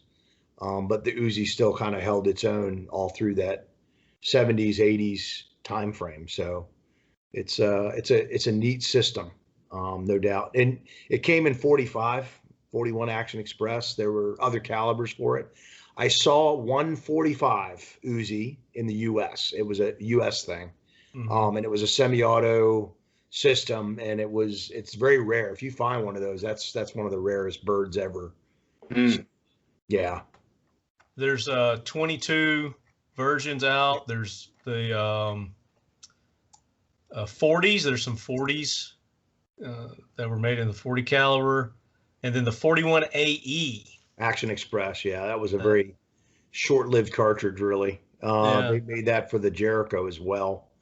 Or the was it the Jericho or I can't remember if it was the Jericho or the Baby Eagle, but they made a 41 Action Express, and it was imported by I want to say it was God Almighty, Magnum Research, the same guys that were doing the Desert Eagle and things like that. It was very odd. I believe it was the Desert Eagle. Yeah. The 41 Action Express pistol cartridge developed in 1986 to reproduce the performance of the 41 Magnum police load. Yeah. It was, we knew back then when we saw it that it probably wasn't going to last. It wasn't going to survive. And go ahead. No, go ahead. In 1988, IMI, which is IWI now, also developed a 9mm Action Express, which was a .41 AE neck down to 9mm. It offered a much larger case capacity than the standard 9mm case, allowing velocities that matched that of the .357 Magnum when loaded with light bullets. Sounds like the SIG 357, doesn't it? This move anticipated the parallel development of the .357 SIG. There you go. From the 40 Smith & Wesson in 1994. Huh. Pretty interesting. It all ties together. Well, I mean, we leducate here. This is a show for leducation. Yeah, it is. We leducate the unleducated, Tom. Absolutely. So, let's go to some of our listener questions now. I want to field some of these questions because we got a lot of questions this time. And I'll start off on Instagram. And while I'm going through and looking at this, Tom, we didn't do this in the beginning. I wanted for you to talk a little bit about your background and kind of where you come from. It's very interesting. So I was a cop in Arizona. I graduated political science degree, and then poli-sci guy and a history minor. That's why when we were talking before, I was like, "Are you a history guy?" I should have double majored and just done history because I really enjoyed it. But I was a cop for 11 years, but I was a SWAT guy and a law enforcement sniper, and I taught CQB and all those things. I taught at the academy. Then I ended up leaving and working for Blackwater, which was back in 2004. That's some interesting, good people, which I still talk to this day back then. I worked for them for about 10 years, actually. And I was already kind of a foreign weapons freak when I was a cop. I had exposure to it through a lot of other folks that were into that. And you just kind of, in Arizona especially, you find each other and then you end up working with all kinds of neat systems, MG34s. And I got to shoot an original Sturmgewehr STG-43. It was the predecessor to the 44. Nice. 200 made. And I was hooked. You got pictures of that, right? No, I only fired 4 rounds of it too, by the way, because he couldn't find ammo at the time. It's a very weird cartridge. So when I worked for BW, I worked initially in open enrollment, which is everything from civilian training to law enforcement to military. We did all the specialized training courses. I worked with anti-terrorism assistance. I worked with CNTPO, which is a counter narco-terrorism program for DOD. And I taught a lot. So I did some intel work. I did counter assault. I did PSD related work and a lot of training. And I ended up going to 4 different places officially, Iraq, Afghanistan, West Africa for a while, and Mexico. That was interesting. Yeah, West Africa was definitely interesting. Were you doing narcotic stuff in Mexico? No, believe it or not, protection of national leaders. So we were training the presidential team down there is what we did for protection. It was their version of Secret Service. We were spinning them up on tactics, techniques, and procedures that State Department allowed us to teach them. So that's what we were doing down there. The narco-terrorism thing, believe it or not, was in Africa. Oh, it was? Mm-hmm. Believe it or not. Boko Haram was operating in that area up in northern, right on the border area where I was. But they had... What kind of guns were they using? FALs? FALs and G3s. Okay. Lots of FALs, lots of G3s, and they had the Beretta Model 12 submachine gun. You remember the one with the vertical foregrip and the magazine goes through the center? It's an open bolt. Oh, yeah. They had Berettas. They had a licensed copy of it that they made in Nigeria, believe it or not. So yeah, but they were Belgian FALs. They were beautiful rifles. is what we had on our base primarily. So Love to have one of those. yeah. What were they growing opium poppy or what? What was the drug involved? Opium, they were meth, believe it or not. There was all kinds of stuff that was moving through. Lagos was the primary conduit to the rest of the world where it was leaving from. And the guys we were working with were NDLEA, which is their version of DEA. And that was their primary focus, was trying to stop it. They have a problem there too. They don't call them, the narcos, they call them barons over there. Here you'd call them something else, obviously, but they were very well connected. It was corrupt. There was a lot of corruption there that they were having to deal with to deal with it, because the narcos over there have a lot of money, just like any narco would, whether they're Medellin or whatever. It's kind of a similar way of doing business. So they were dealing with that. But the narcotics money would feed terrorism. It would feed Boko Haram. So a lot of that money would cycle back to them. So that was one of the reasons there was a presence there to help those guys stop it. Right. So very difficult situation. Yeah, that's very diverse background there. That's one of the more compelling reasons that people give against the war on drugs, is how much money it's giving to some really bad people. And it's a complicated thing. There's another show recently on that. Gosh, what was the name? You guys catch that one that was split between Mexico, the U.S., and Narcos? It's Narcos. There's a new one. Oh, dang. Sorry, I'll look it up and get back to you guys on it in a minute here. But there's a really good drug trafficking show that covers between Italy, 999, I think is what it's called. 999, really? Yeah, and it is wild. It's another subtitle one because it's equal parts mafia, U.S. traffickers, and and then Mexican cartel guys, and this global trade in drugs, for money, for guns, for all the stuff. And it was very interesting. I think for that particular mafia is the Ndrangheta. And it's an interesting show. It was well done. Had a bunch of big names in it. Is it on Netflix? I believe so, yeah. I'll have to see that. No, it's not 999. Sorry, 000 spelled out. Okay. Oh yeah, I've seen that. I haven't watched it though. I haven't watched it. I know that when they filmed Narcos in Mexico, the producer got killed by the cartel down there. Yeah, like real life?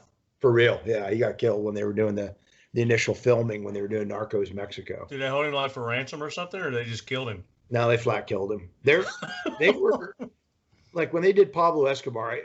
Oh my God! I got into that stuff. I read a lot of.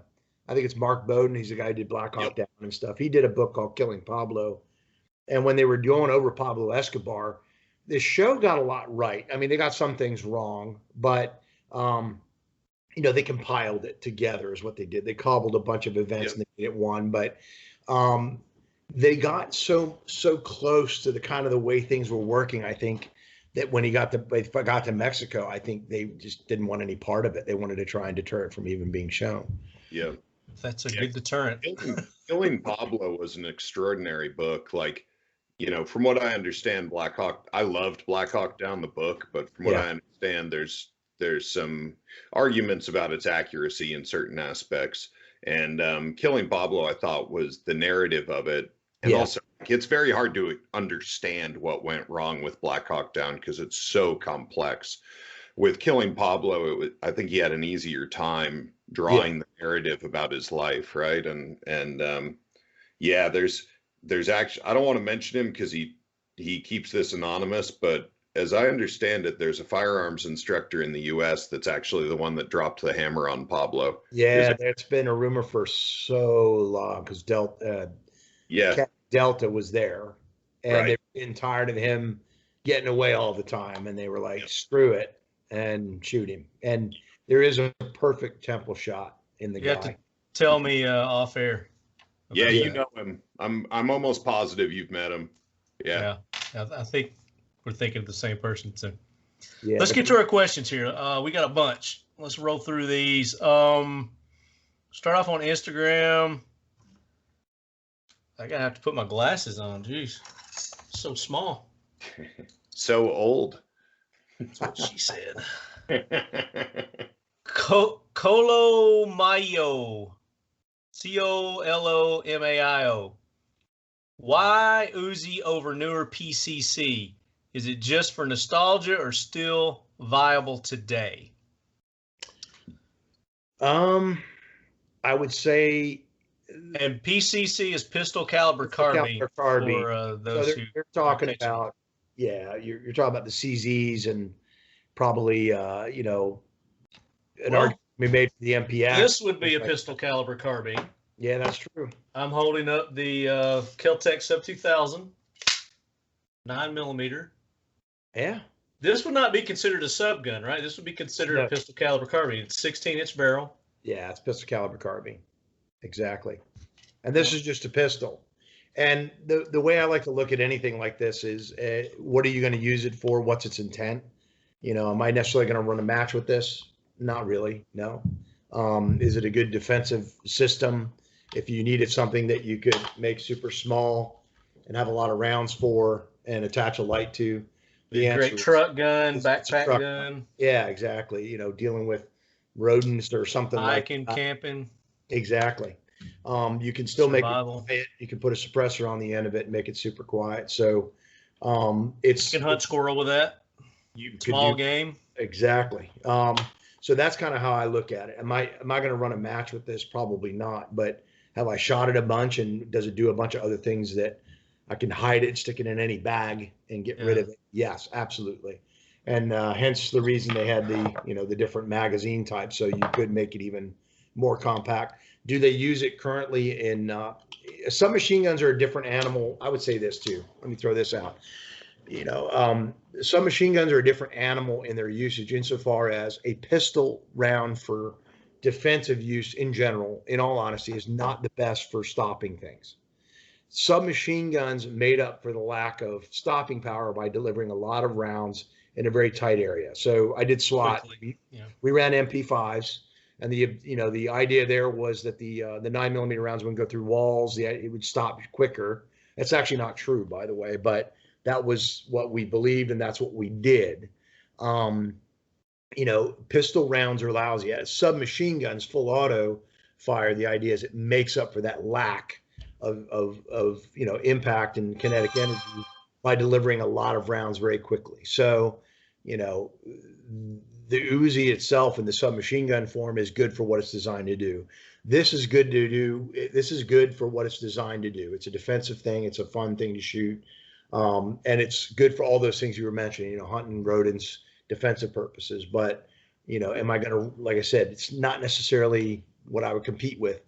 A competition gun's a different animal though, isn't it? It's dressed up. It's got a different trigger. It's built to do a certain job. It's a different golf club for a different. Maybe we should also differentiate submachine guns versus PCC versus, the other Well, if I may jump in, Marty, I just bought this would be, I guess, a PCC.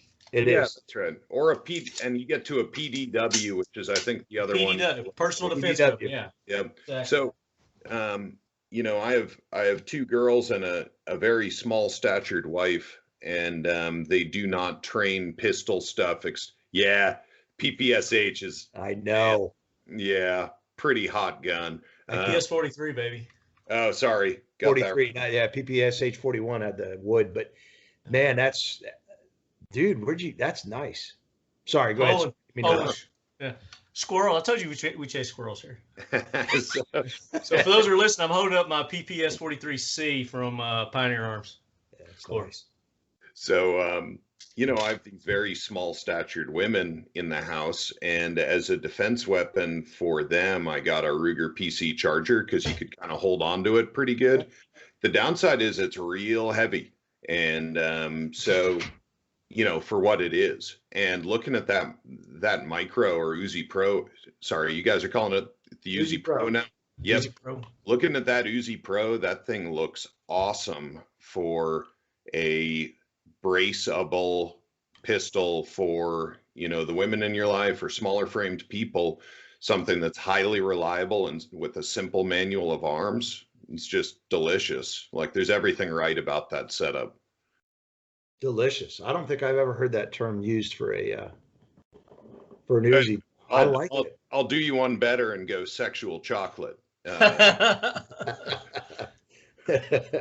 right, next question. Iron Lord. He says the Uzi can be polarizing and misunderstood. Can we get some facts to fight the myth of it just being a bullet hose? So what are some myths that are around the Uzi that we want to bust? I think the biggest myth that I've seen, and I'm going to refer to the old Uzi, like the one we've been talking mostly about, the Uzi B, which I wish you would bring that back. I know it's a great weapon. Heavy, but it's great. That thing will hit. Well, with today's technology, you could lighten it up. Oh, you could. Absolutely. You're right. You can absolutely hit it 100 yards with that gun as well with the iron sights. The iron sights on that bit were built very well. And when it came to controlling like burst, I can deliver as many rounds in as tight a pattern with that as I could with my MP5. Now, the MP5 is a little lighter shooting, point blank. Has to do with the roller locking block. But that weapon that they used at Entebbe, they were making some pretty decent shots with it at the distance. The reason it gets that reputation as being a spray machine is I think it's Hollywood, where, Arnold Schwarzenegger's holding it out and just and of course, the Hollywood holes, there's more holes than rounds being fired. But that's okay, whatever. It looks good. And I think that's where the reputation comes from. So I don't think that's true at all. I think it's actually a very robust, but it's a very accurate weapon. That's why it stayed in service for so long. You'd be surprised what you could do with it. I'll have to get video for you guys. I have access to an Uzi, an old one, and just run some drills with it at different. Well, I need to come up with you when you do that. And okay, come on up. Let's do some live. Let's do some live videos. Do it live. Instagram, whatever. Down with that. Let's see. Brunner, 1981 JPC. Can we get a brief comparison of different variants? Which variants are the most sought after and why? And that's something we didn't talk about. We didn't talk about the knockoffs, the variants, copies. So, well, I'll stay within the Uzi itself. I think the most sought after one is the mini Uzi, believe it or not. That they made for a short time, 83 to 86, they imported the mini Uzi in a pistol version, a rifle version, excuse me, that had the long ass barrel on it. Oh, mini Uzi with a 16-inch barrel. Yeah, it was dumb. It looked stupid, but that defeats the purpose. Yeah. That size platform was perfect. If you had that, and if you could get a decent stock on it, everybody liked it a little bit better. It was bigger than the micro. It was a little smaller and lighter than the full size. It's still select fire. It did a really good job. So of all the variants, I would say that is probably the most sought after one. It's a rare bird. It's an extremely rare bird to find. What would you think something like that would go for these days? Shoot. If you can find one with the original barrel and all the usual stuff, I'm not even sure. It probably, way it is right now on Gunbroker, probably $3,000 or something like that, $4,000. But, I don't know. I would SBR it immediately though, because it looks dumb with that barrel. And they weren't imported with anything but the 16-inch barrel. So if you just chop it without the paperwork, they're going to know that it was chopped. So it's one of those things. So some other variants, Umarex Uzi. Familiar with that one? The 22 LR. Yeah, that's right. They copied a lot of guns. I think the Uzi was one of the ones they copied. Yeah, they did a 22 LR in it. The Croatian Mini Aero submachine I told you gun. They copied it illegally. Yeah. So that's an illegal copy there. The is it Manibia M9? That one I don't know. I don't know It's that a one. Japanese manufactured machine pistol based on the Uzi submachine gun and produced by the MINEBEA Corporation. Did you know Ruger made a copy of it?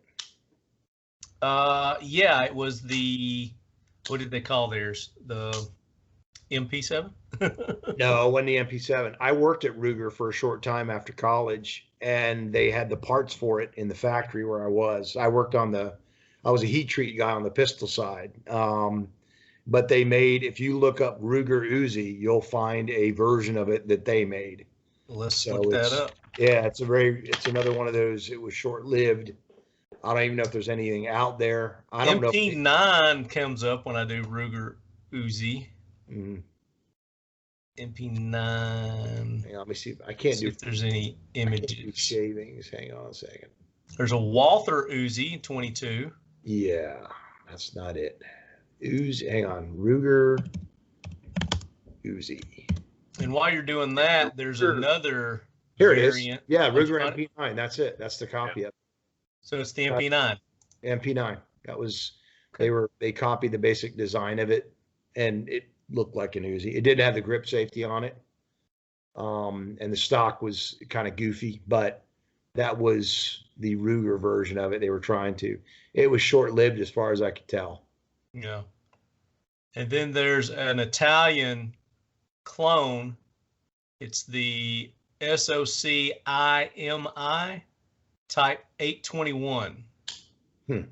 Sakimi Type 821 9x19 millimeter. So those are the ones I can find right off. Yeah. As far as collectability and sought after, I don't know. We'll go with what you said on the the mini Uzi, if you can find it. They're hard to get. Uzi. Let's see. And we talked about calibers. The 45 caliber Uzi too. That would be a rare one to find. It's what just calibers are Uzis available? That's C. Schaefer Ropic. Yeah. Rail shields. How well do they work suppressed? Did it need heavier springs to run with a can, or something like how the MP5 SD were integrally suppressed? And I would love to see an integrally suppressed Uzi. Yeah, they sort of did that.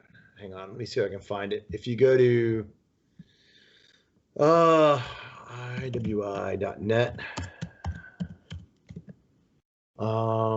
small arms, and they had it's sort of internally suppressed, but it's really not.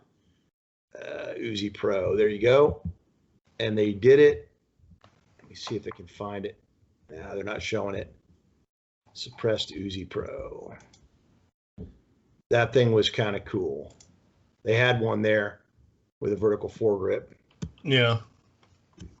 Uzi Pro suppressed.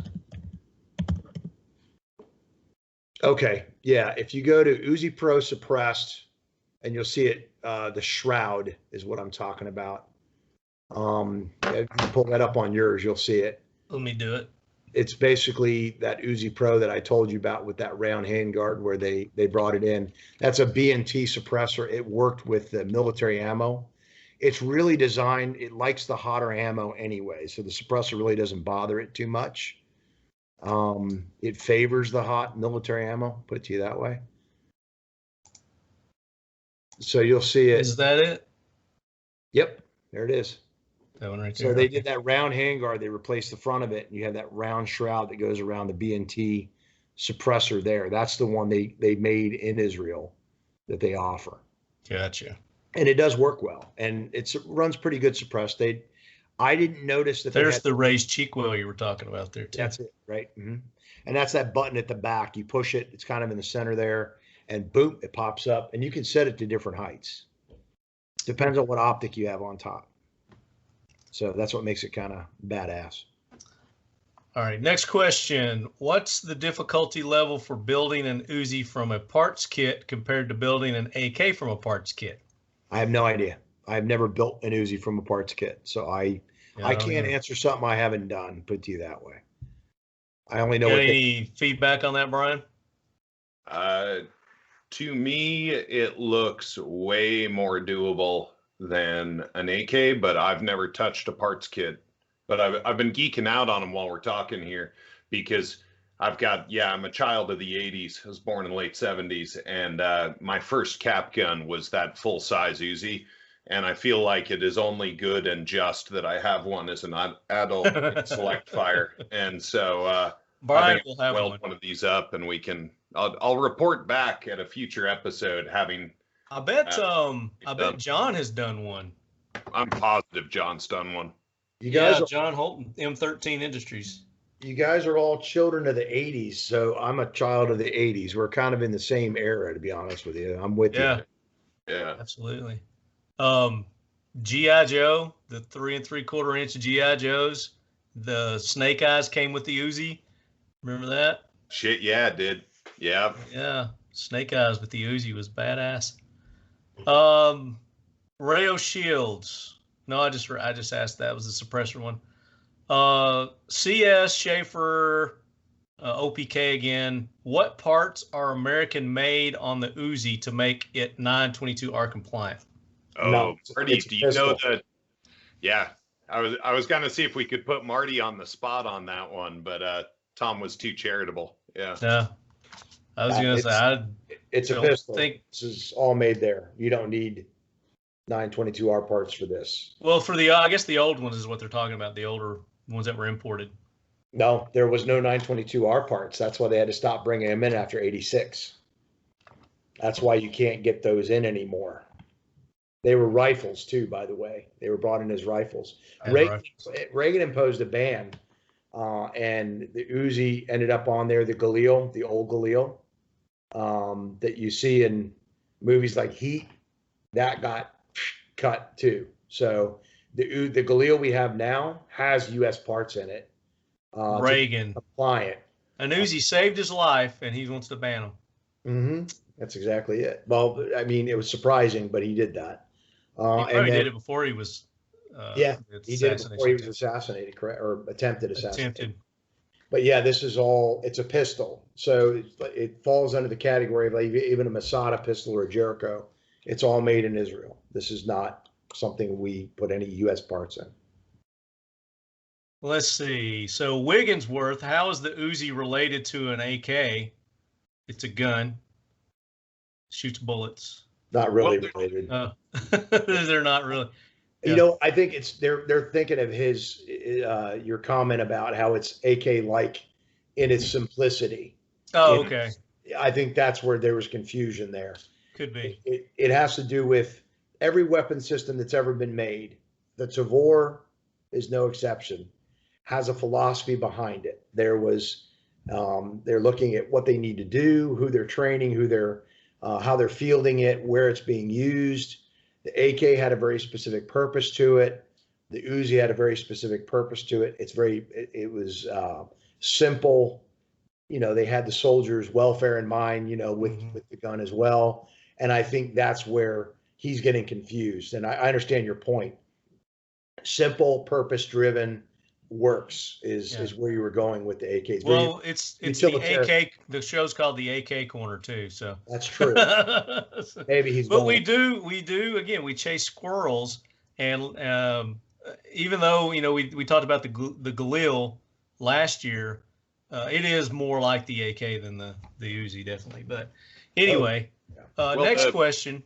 Sorry, I'm going to talk over you one more time, Marty, but the other thing that's a really big deal that is like simplicity, but not, as I'm looking at the parts kits, the parts count on this gun is so freaking low.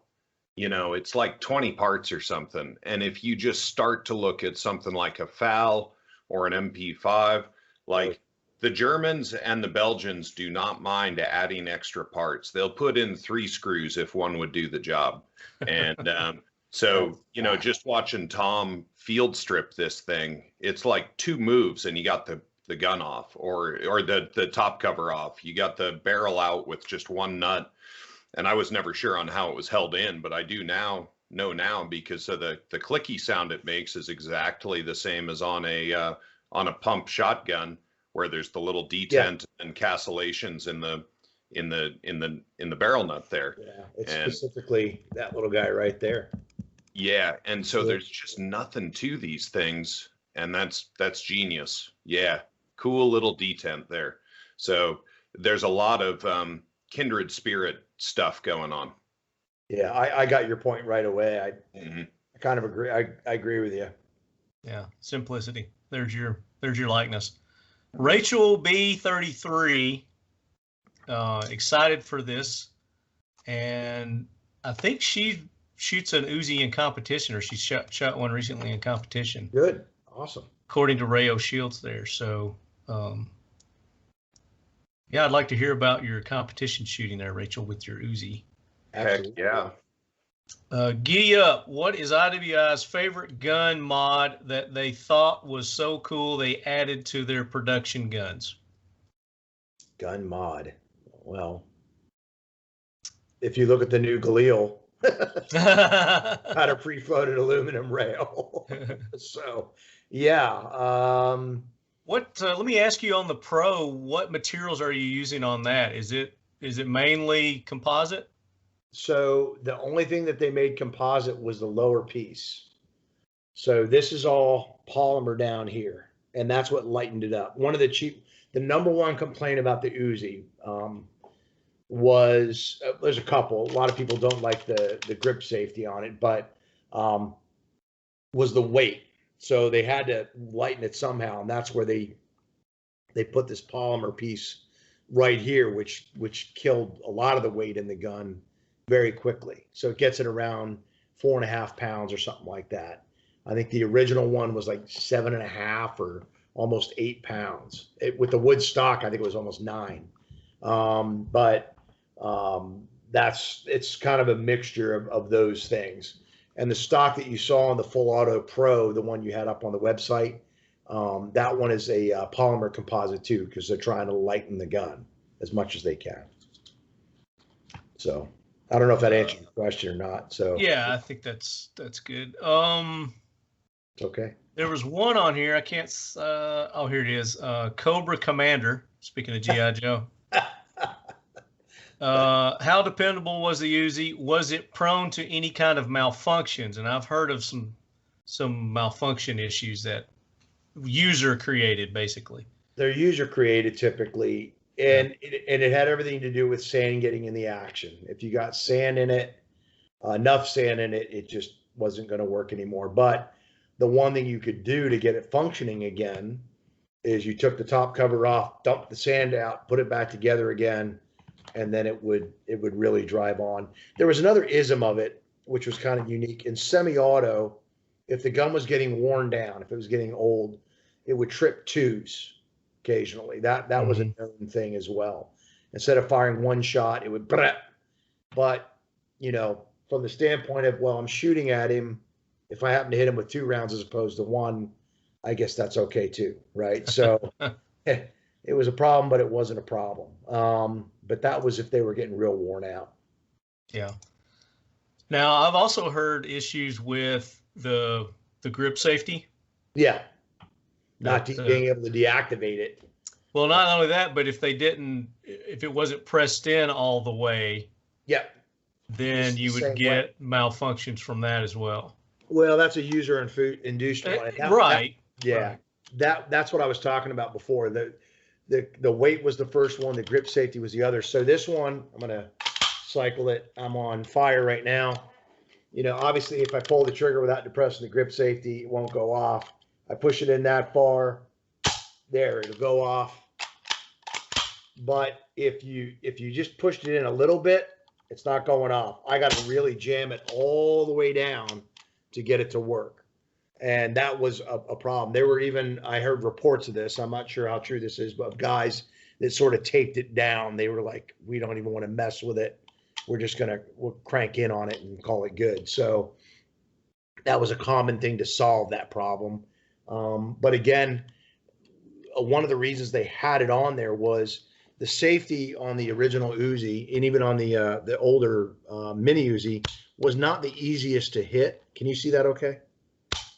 I'm sorry, I was looking at questions here. Yeah, that looks good. Yep. All right, so this one wasn't always easy to hit. So one of the methods of just putting the weapon back on safely is you just loosened up your grip and the weapon wouldn't fire again. Then you needed to shoot, you just grab it and you would shoot. So that was a method. They carried it, like I said, safety off, bolt down. Yeah. And they would charge it and then engage. You know, that kept sand out of the gun. And it was... I watched a video with Larry Vickers, and he was like, tape it. Yeah, he did what he did what some of them did. He would tape it down and eliminate it as a problem. That's exactly right. Yeah, just tape it and then you got to worry about it. Yep. Kind of deal. Agreed. All right, let's go to Facebook now. And we've got giveaways to do too, and our winners are going to come from all you lead heads that have posted comments to the post on Facebook and Instagram that I did. So that's how you win on this show. We've got Seal One's going to be giving away one of their complete gun care kits from Seal One. We'll be doing giving away one of those. We're going to be giving away a dump tray, and it'll have the AK Korner. This isn't the AK Korner one, but it'll be a dump tray from Mission First Tactical. It'll have the Talking Lead AK Korner logo, as you can see on my shirt here. Nice. I got cookie crumbs all over it. I've been eating nutrient survival cookies. And then IWI, Tom, is going to be giving away 2 shirts and some stickers to 2 lucky lead heads. Absolutely. So let's go to Facebook here and let's read this one. Damon Geisler, am I remembering wrong, or did Uzi make a closed bolt auto for the Secret Service? Also, how many 41 AE guns were made and imported into America? I'm not sure on the 41 AE, and as far as the Secret Service, I thought, and I could be mistaken, they were all regular open bolt guns, like what you saw with Reagan. That was an open bolt Uzi, as far as I know. Yeah. But there were some, didn't they make some closed bolt? They made closed bolt, but they were the semi-automatic rifles that were sent to the country. That's the only closed bolt Uzis that I am personally had my hands on, owned, and familiar with. Kind of like this is closed bolt.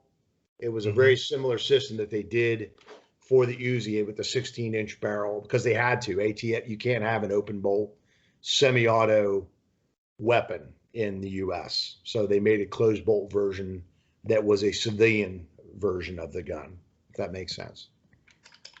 So you'll like this one because you're a history buff. Austin Whalen asked, what important role in history did the Uzi play an important part in? I am not too familiar with the Uzi, so looking to get some legication on this one. Okay, so like I said, it's been used in almost every major campaign since 1956, in particular, Suez. They were issued initially just to rear echelon guys, but it started working its way forward. The Entebbe raid in '76, it was used there extensively.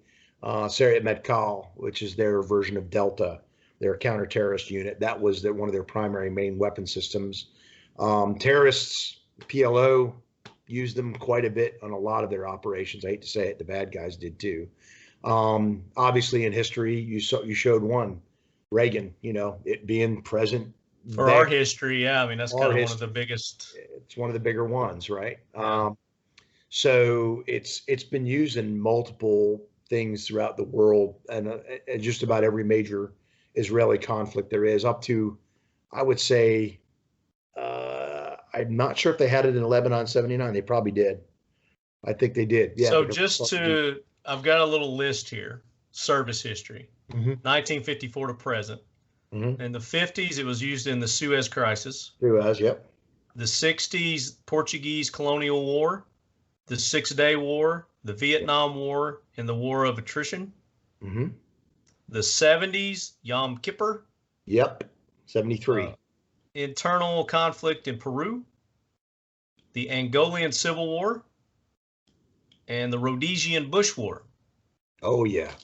In the 70s. So the 80s, we've got a lot here. The Salvadorian Civil War, the Falklands, Sri Lanka, invasion of Grenada, the Lebanese Civil War, 1982 Lebanon War, South Africa Border War, which you said you spent some time in in Africa.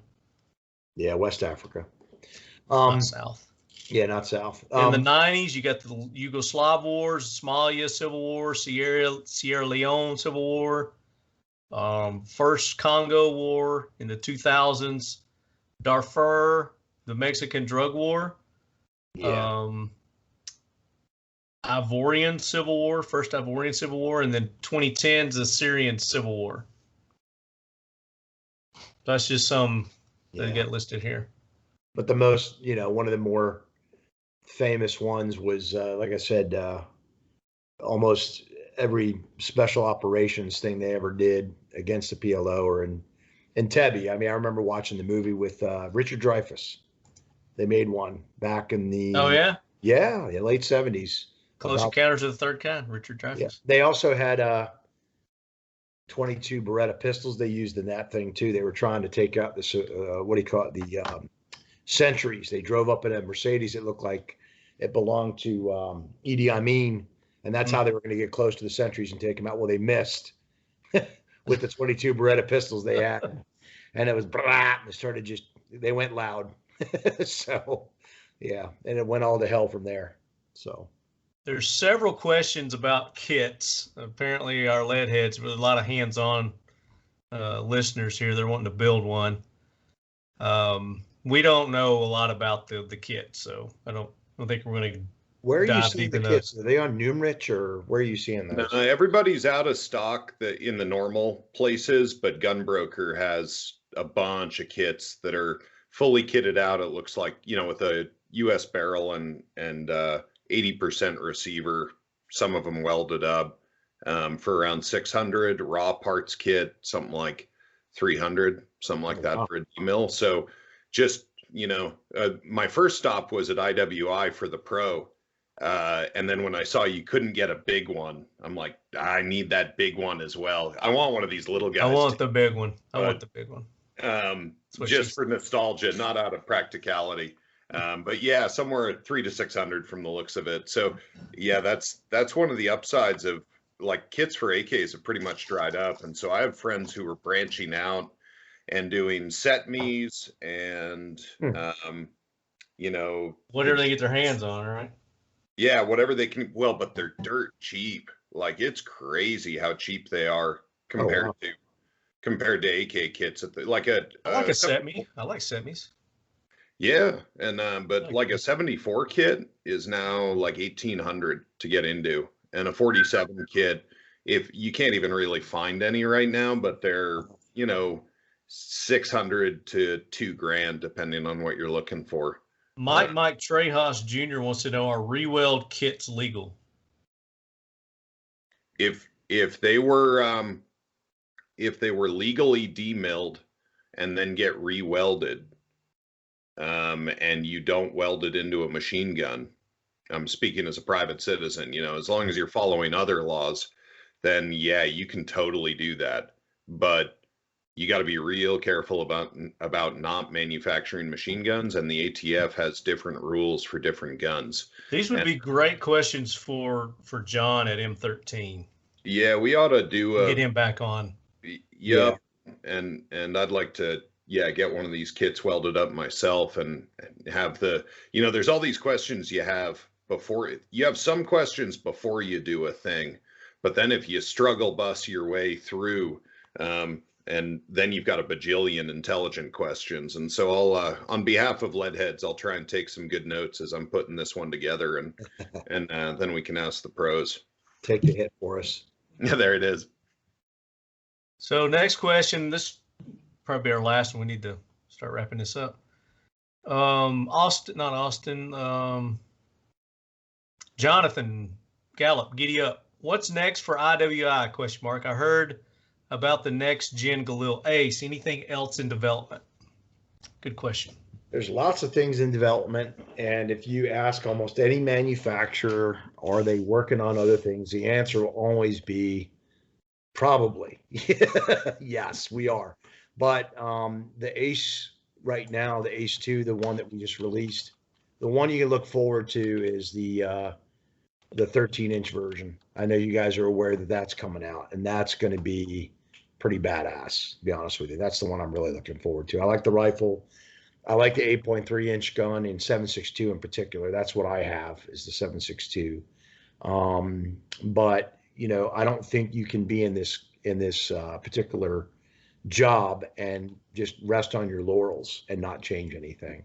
And you notice that we have, the Tavor became the X95. The Galil in the 80s isn't what the Galil Ace. It is what the Galil Ace is, but it isn't what the Galil Ace is. And the Galil Ace just upgraded yet again. So, as we get user input from different people, we take that input, and you can tell in the Ace 2 that we took the suggestions and the things that people were doing to the gun, and we implemented damn near every one of them into that rifle, into that pistol, to make it what it is now. So there's a lot. You guys just made a post on Instagram, I think it was today, of Tavor.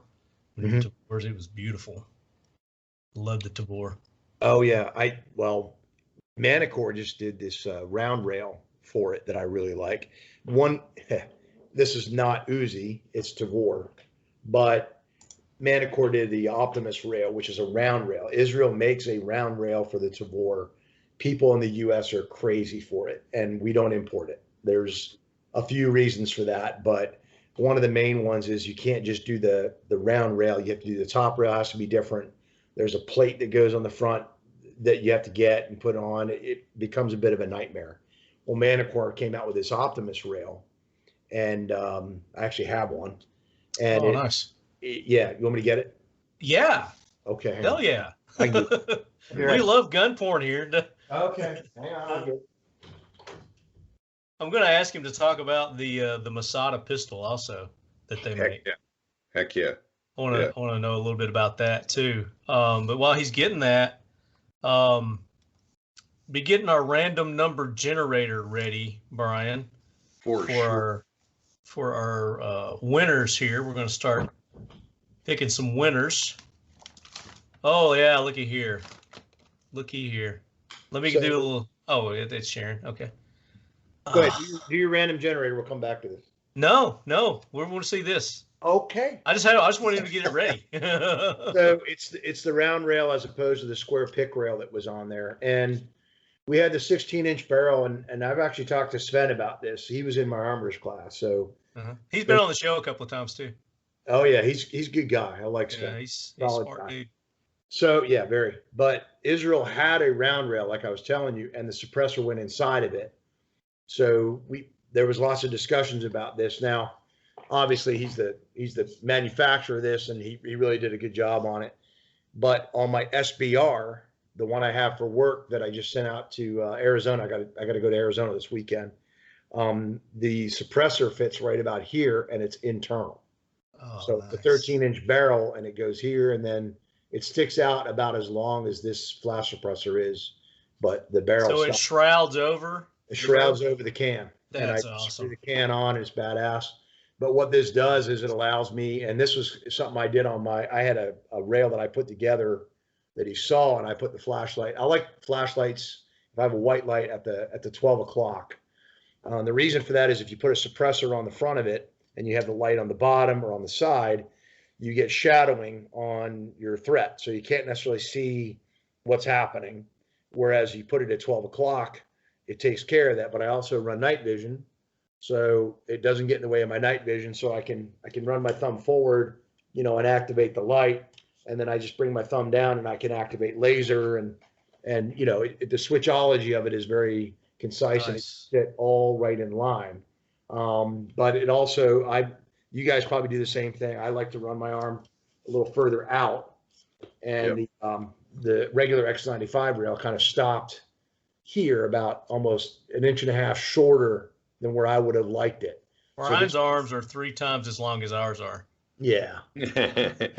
Brian's a big dude.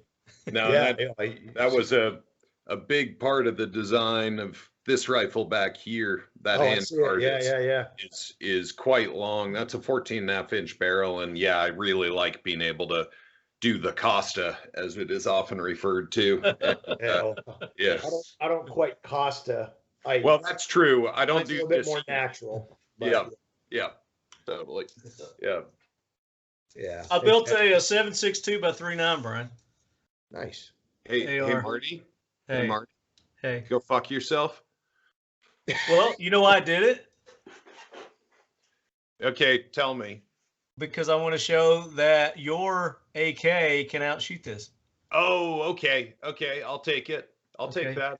It's actually beautiful. We'll take that back now. Beautiful gun. That's the only reason I built it. That's because I'm going to pit it against the ODS 1775. Oh, I'll take that bet all day long. Yeah. I knew you would. Another, there's this myth about AKs not being accurate, and we've never shipped a gun that shoots over 2 MOA with commie ammo. And yeah, it's interesting how those myths arise. Go fuck yourself. I like that. I like that. Oh, let's pick some winners now. Let's ingratiate our listeners with some of these prizes. And the first prize we're going to give away is the dump tray. So Tom. Yes, sir. I don't know how many we've got here. We've got a bunch. Pick a number between 1 and let's say 100.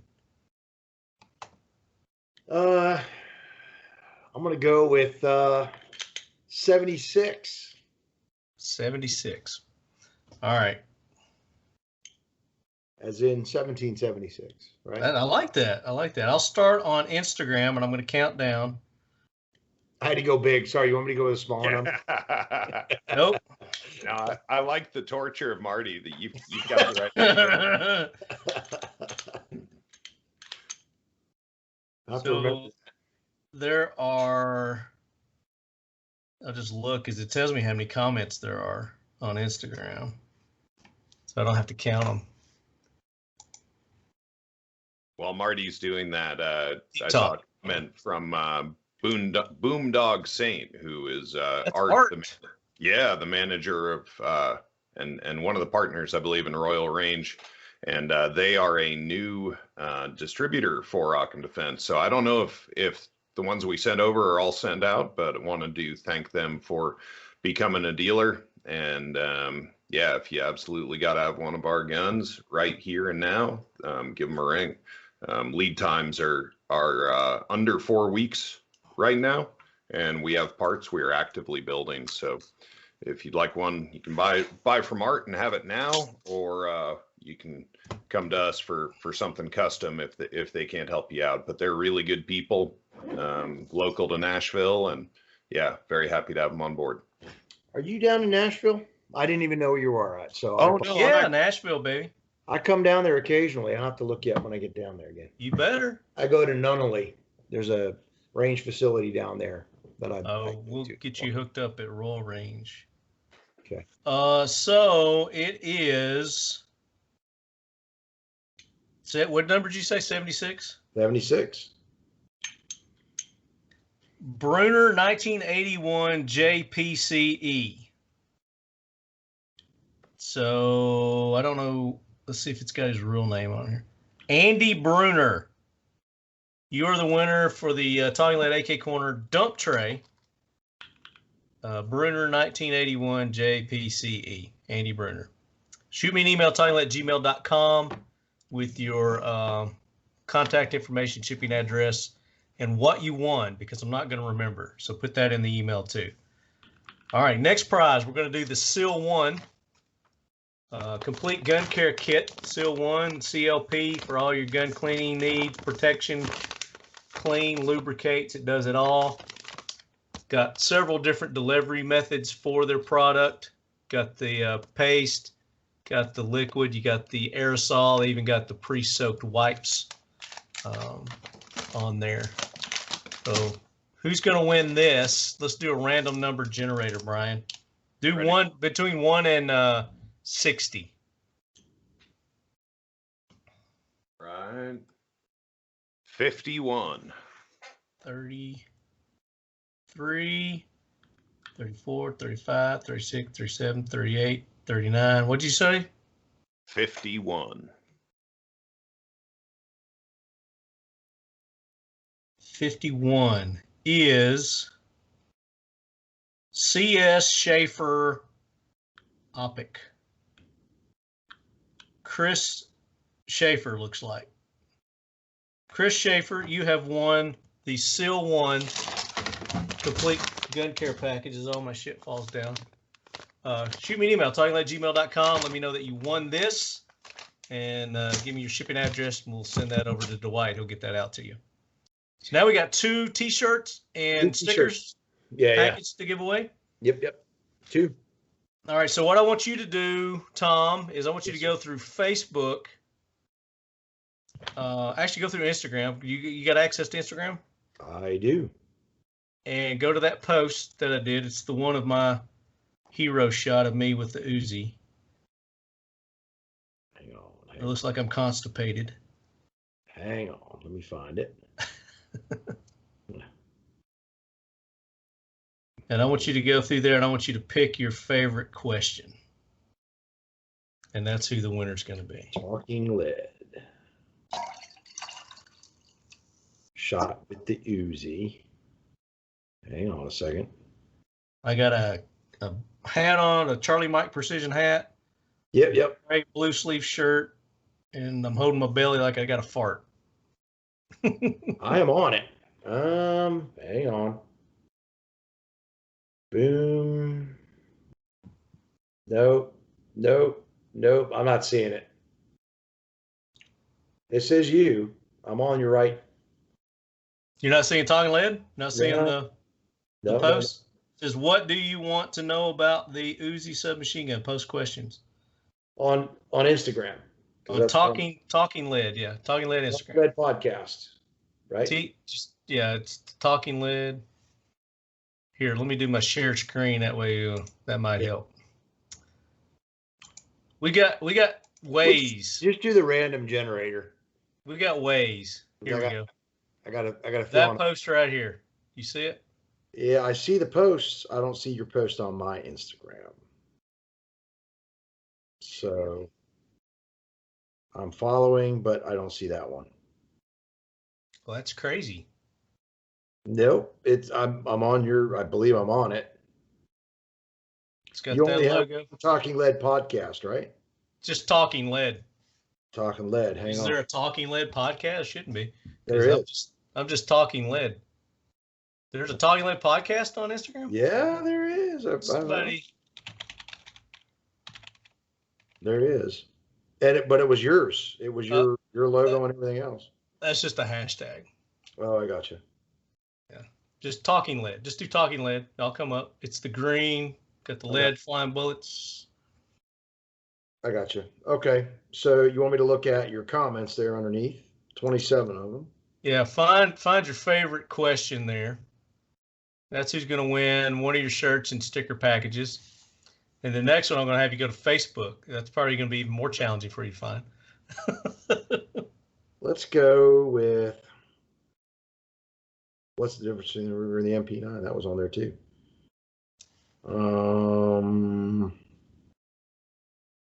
How about Tandem Dooley? Tandem Dooley. Tandem Dooley. Nick Dooley. Nick. Yep. He's got a deep voice, deeper than that. I can't even get as deep as he gets. He's good at this. So there you go. Tandem Dooley, talkinglead@gmail.com. Shirt size. He's going to need like a 2X or something. He's a big boy. Probably 3X. We may have that. And we'll get your shirt and stickers to you. Okay. All right. Do you have access to Facebook? I'm on the Facebook right now. I see all the comments that are there. Same post. Yeah. Pick your favorite. I'm going to go with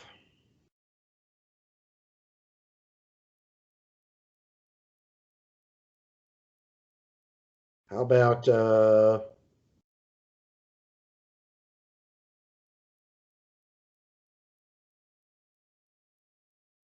Jay Allen. Jay who? Jay Allen.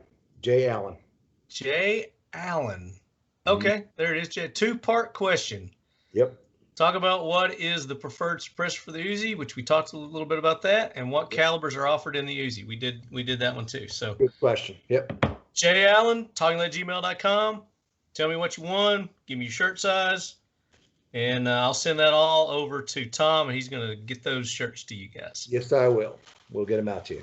Very cool. Very cool. So is there anything that you can think of, Tom, that we were reluctant to talk about that we maybe should let our lead heads know about? We want to get them the full education here. You are not a reluctant lot at all. I feel like everything that could come out did come out. So I think so. We talked about a lot. Good. I think we hit it pretty good. Did you want the Masada or not? I did pull one out.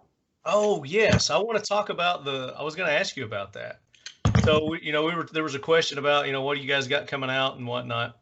We haven't really talked about the Masada with you guys. So talk about your pistol, the Masada.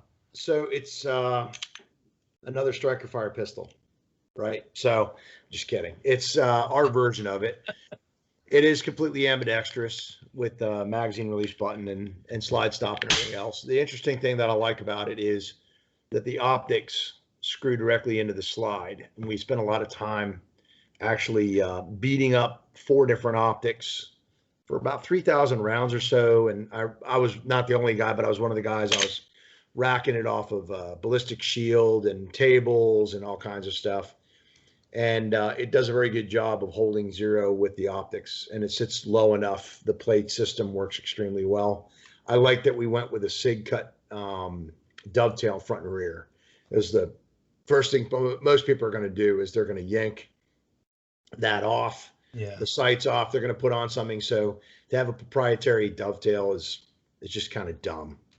The trigger on it's got a longer reset than a Glock. It's a little bit longer by 0.15. My Glock is roughly about 0.10. The thing that makes it kind of a little higher. Yeah, disassembling. The thing that makes it kind of interesting is, that it has, this ability to pop the frame out. And you take the whole trigger assembly and frame out. Yeah, it's a serialized part right there. That is the gun right there.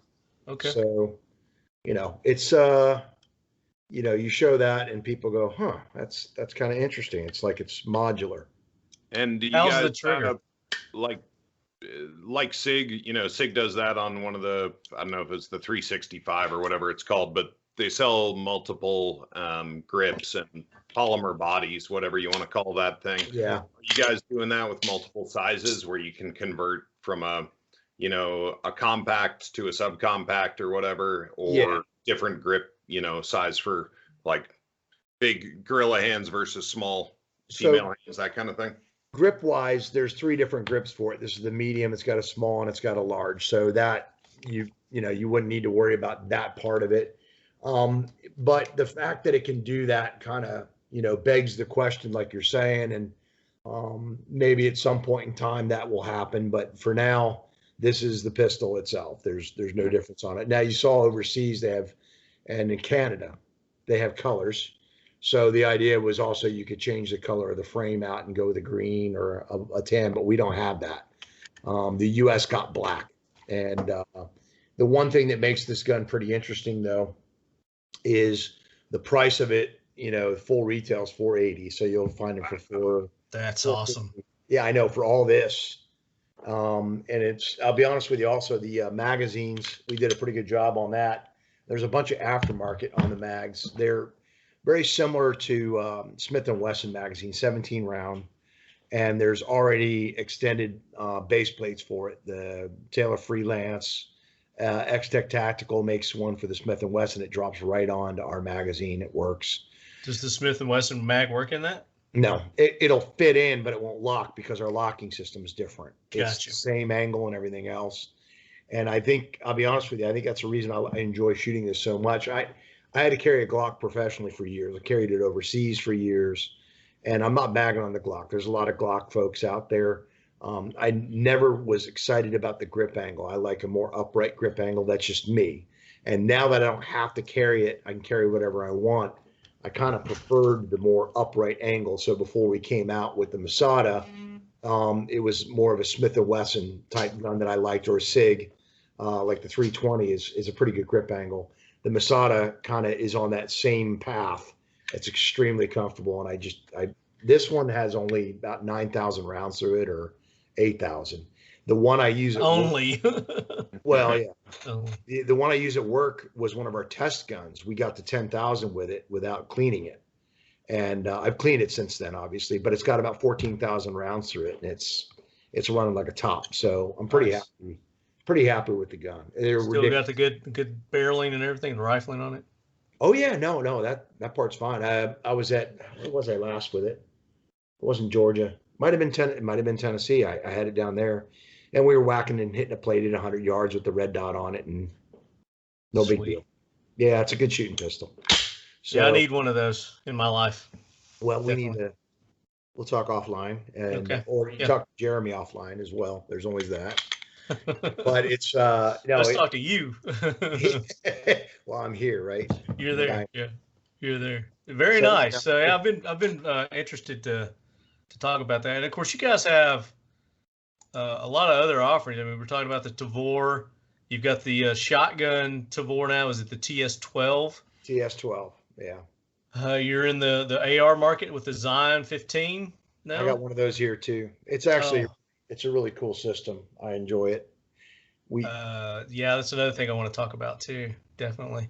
Yeah. And then of course the Jericho. We'd mentioned the Jericho earlier for something that came up, but we were talking about different calibers that the Jericho came in. okay, yeah. And you guys are doing the Jericho Enhanced. Now compare that with the Masada. Nothing like it. It's This is probably a whole nother show. I mean, we should probably just do a whole other show with this. it really is. It's a whole I mean, different animal. You guys have so much yeah, we to do. talk about. So Tavor 7308. We have obviously the newer Galil. That's a show unto itself a little bit, talking about the history of the Galil and the Galil now, because that's a storied history as well. But when did the 2 come out? last week, officially. Okay. So yeah, definitely we need to talk about that too. So we've got a lot to talk. We're just gonna have you guys back on, and we'll have you on the regular show, and we'll just talk about all of your new offerings and everything. Because I mean, we're doing another Rogan show here, so we Hey, need to wrap this one up. Definitely. I can bring in some of the fun stuff too. Like if you get into the X95, we can talk about the full auto variants and all the different kinds. And Absolutely. We hell, want to do that. we even have access to belt feds. Just saying. Nice. Very good. What? So, Leadheads, thank you so much for all your participation, all the questions that you sent in for Tom at IWI here.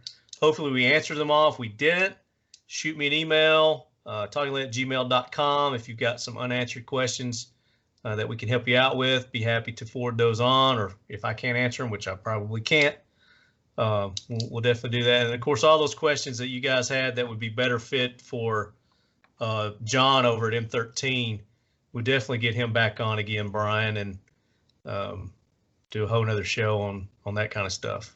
Heck yeah. But big thanks to all our sponsors, IWI US. Go check them out on their website, their social medias. Give them a big like. And of course, the best way that you can show how much you appreciate them is go buy their products if they're available, if you can find them. We're trying, believe me. Well, I mean, everybody is. It's just the nature of the world right now. It is. It's a different animal. And of course, Occam Defense Solutions, Brian over at Occam Defense Solutions, 1775. Love my ODS. Took it out this past weekend. Me and Drew went out, went camping, and took it out along with some other things. Posted. Did you see those posts I did with the is 106-year-old Mosin Nagant that I was shooting? Holy cow. I missed that. Yeah, got to shoot. Oh wait, no, I think I did see it. And the comment was something like very serviceable, still shoots great after 106 or something like that. Yeah. Yeah, I mean, it's still accurate. I was fucking nailing the target. I mean, we didn't go very far. We were like 75 or something like that. But that, and then we did an SVT. Had an SVT out there that was 1940s SVT. Wow. Still Nice. running great. So we had a good time. But we took the ODS 1775 out, of course. I got to take it out every time I go and pop rounds with it. We had a good time. Talk about everything you guys got going on. Well, we're shipping it as fast as we can build it. We're shipping rifles, our Merc handguard. Let's see, we have a brand new product about to drop. Probably next episode, we'll be able to talk about that one. Tell me about that off air. Yeah, for sure. There's something hiding in this gun that is a prototype about to be released. Let's see. Don't you feel left out, Tom? We're holding up all our. No, you're good. You need to join the club, brother. Do you want me to hold something up? Hang on. No, you need an ODS 1775. I'm going to go back to this guy right here. There you go. Rub it in. Pop. So Of all the cool stuff that you've showed us today, you got to lift the bullpup up. I was trying to be polite before, but it just slipped out this time. I know. I love bullpups. So we've got a 7.5, an 8, and a 9-inch brace out. I'm actually machining those tonight after we get off the air. And let's see, our Hex folding stock. We just shipped a pile of those. We're getting hinges from SIG as fast as they can get them to us. That is the big bottleneck with stocks right now, both with us and JMac is running into the same issue. But yeah, we're doing well here despite the conditions and inflation that everybody is now very aware of, and grateful for everybody's support and patience with us. Oh, and Occam Lube, that's right. Hint. We've relaunched Occam Lube as its own company. My friend Buell Collins, formerly of Fiocchi Marketing, is running that, and we are shipping the DIY kits now, and pre-filled syringes are going to be back online somewhere. They're stuck in customs at the moment. We have to get a few parts made outside of the U.S. And so when those get in and get out of deadlock at the port, we'll be shipping pre-filled white, red, and black grease in those. Nice. Yep. Seal One. Make sure you go to seal1.net, use the code LEADHEAD. You're going to get 25% off any of their products there at Seal One. This is a great product, especially if you want to prevent corrosion. So it works not only for your guns, but anything, your knives, your marine equipment, anything you put it on that you want to prevent corrosion. This stuff is great. CLP, it's all bio-based. So try it out. You're going to like it. And it smells good, too. You put it on as a little aftershave if you got a Tinder date or something. Make you smell good. And as good a product as it is, the owners are better people. And, they're Americans. They're retired veterans, former SEALs. And so it's a good thing to go. And even if you love what lube you have, be awesome if you went and tried out some Seal One and helped out a fellow American. Absolutely. And of course, Mission First Tactical, you can get, and this one's in a bag. I don't know if you can see it or not, but they got their 30-round magazines. They've got the window magazines now. This one's not a window magazine, but you can get your logos, or you can get any kind of art you want to put on there. They can ink inject it in there. It'd be cool. They've got CS spray, pepper spray.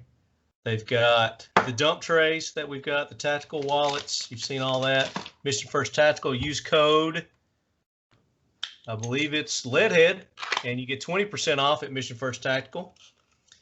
So go show them some love. We're going to have some special edition stuff for NRA coming up if they have it, since they just got busted, for bankruptcy or something. I don't know if they're going to have NRA or not. They're not getting bankruptcy.